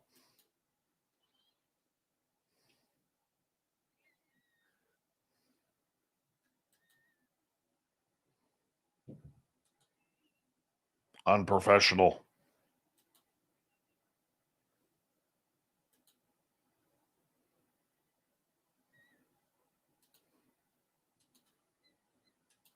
Right, Nicole?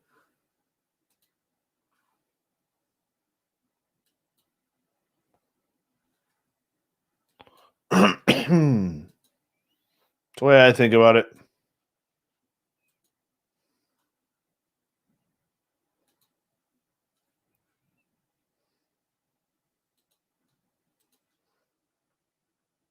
It's terrible. Not good enough. Sloppy. Terrible. Unprofessional.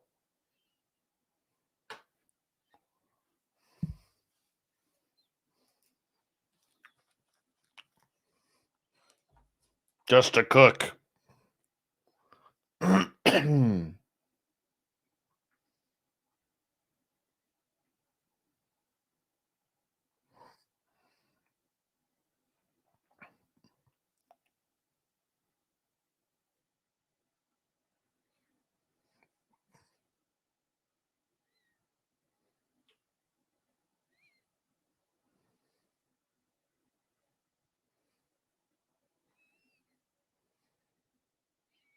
I probably won't get a strike. If we do, I'll edit that piece out. Or I'll just take the monetization off this show. Not a big deal.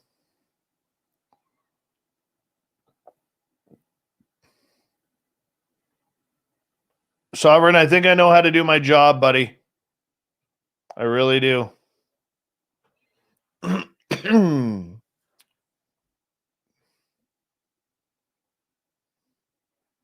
Vinny, you might get a date with Bomber after all. If you keep that up. 12-hour discussions on chat.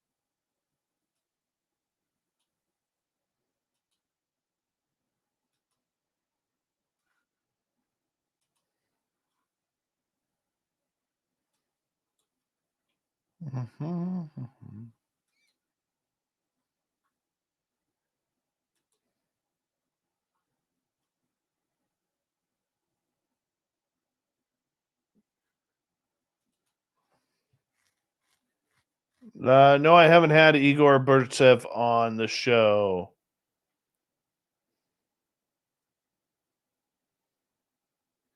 Can I have Fast Hemi?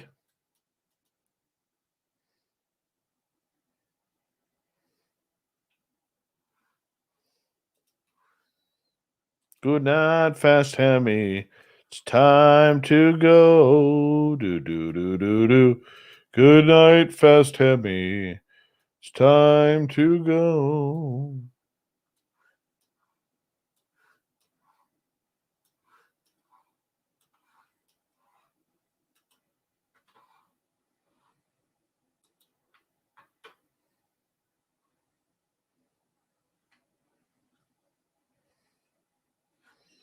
Do do do do do do do. Do do do do do do do. Do do do do do do do do do do do. Do do do do do do do do do do do do do. Hmm.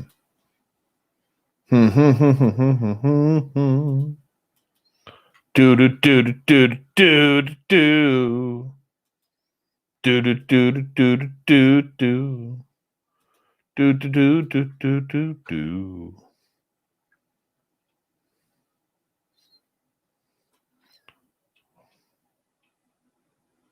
Where is that now? I always forget about those. Gonna have to learn that. I will watch the video. My problem is my sound is turned into my computer, so I can't do it there. You shut up, Sovereign. You type in capital letters. You're too loud. Go rip one. Wipe next time, too, because you got a runny one going on right now. Do, do, do, do, do, do. You don't even have an Iron Sheik t-shirt on with his mustache.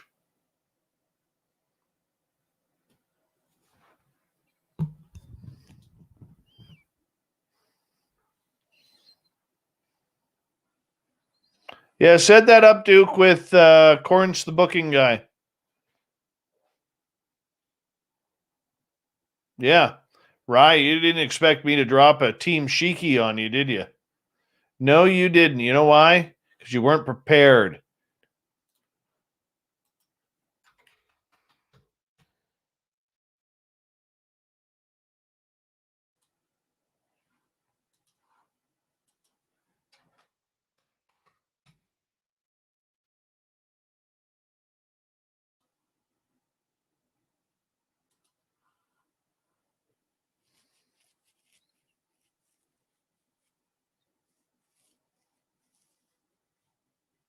Nice, Wendy Williams. I still need pictures, Wendy Williams.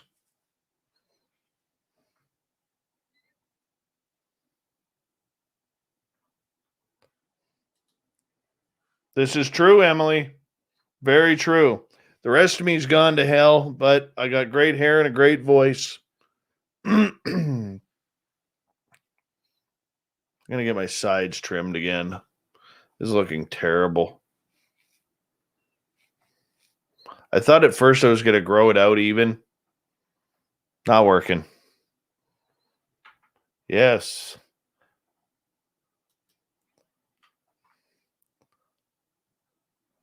If you're going to UFO MegaCon, make sure you get there for the Monday so you can watch the lovely and talented Nicole Sackett speak in person. It's in Laughlin, Nevada. Unfortunately, the border is not going to be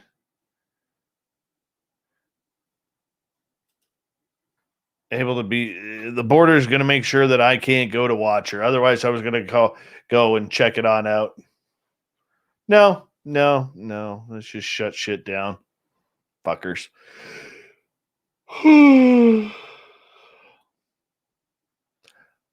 Well, look who showed up. Sweet Jennifer P. is going to be in Laughlin.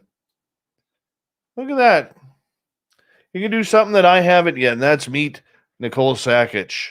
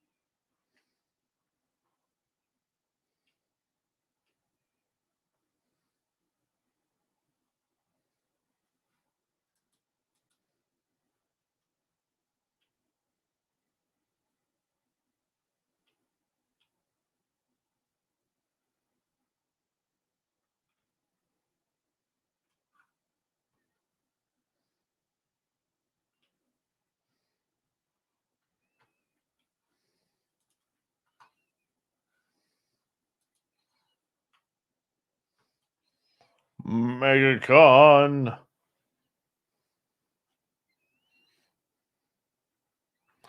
If I need to get the vaccine to cross the border, I will get it.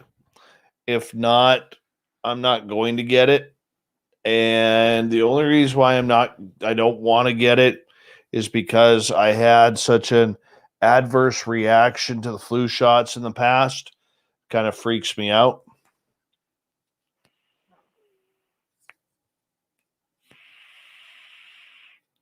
Plus, I have some really hot sauce that burned everything in my stomach and lungs today. So that was kind of cool.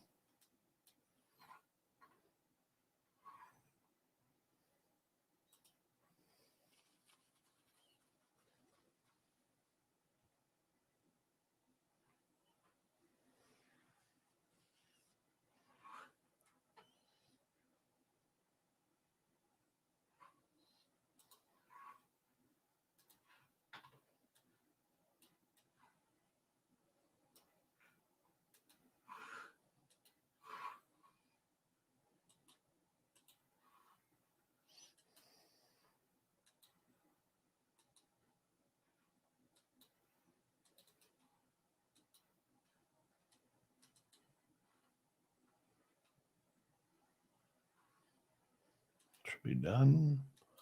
Oh, should be done.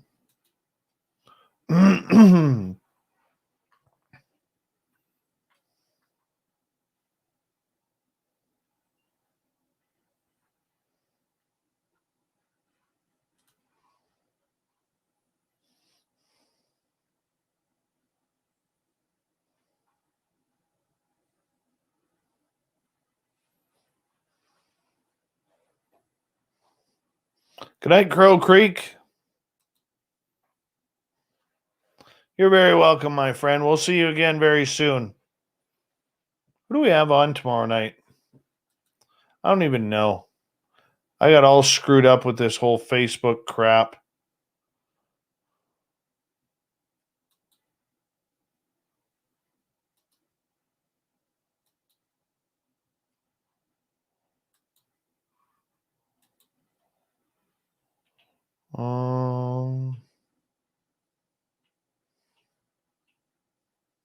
I know Shirky Poo put the list on here somewhere.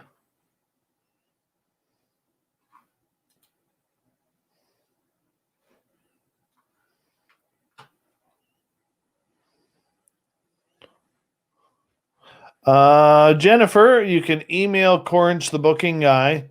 I don't do any of my own booking. It all goes on currents. So let's go here. Tomorrow night on the show, Ancient Aliens and Bigfoot with Jason McLean. So that'll be fun.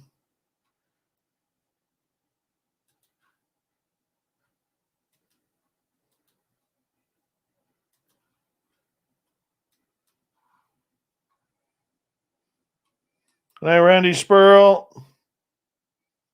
Randy Spurl is leaving us.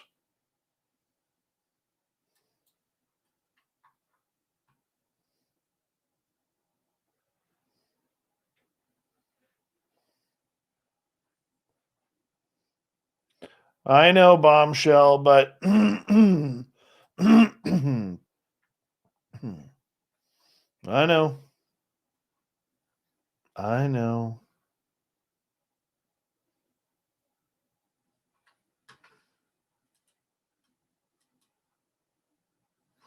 All right, let's share that. All right, everyone. I want to say a big thank you to Ed, TH, Phil, Dirt Road, Nicole, Robin, VPXM ×2, Sylvia and James, Wendy, Magnolia, Jeff, Gorgeous Jules, Dirt again, Emily, Aiden, Wagon, Fast Hemi, Ed, Fap, Kevin's Beard, Andrew, Rye, Carl, and Justin for the amazing super chats tonight. Thank you for tuning us in. Thank you to all of our veterans who hang out and listen to this show. We absolutely love you. And big thank you to all of our new subscribers that came on in. I hope you like the new look, but we're going to continue it. We're going to try to. Oh, excuse me. And it's probably going to be thanks, Sovereign. It's probably going to be a little bit here when we finally get all of the future guests involved on everything. So we'll try and keep that going the way it is. And I think it'll be good. So much love to all of you. Viewer Rasta, welcome. I did not see your remark about the face spray. Let me take a look, see if I can find it here.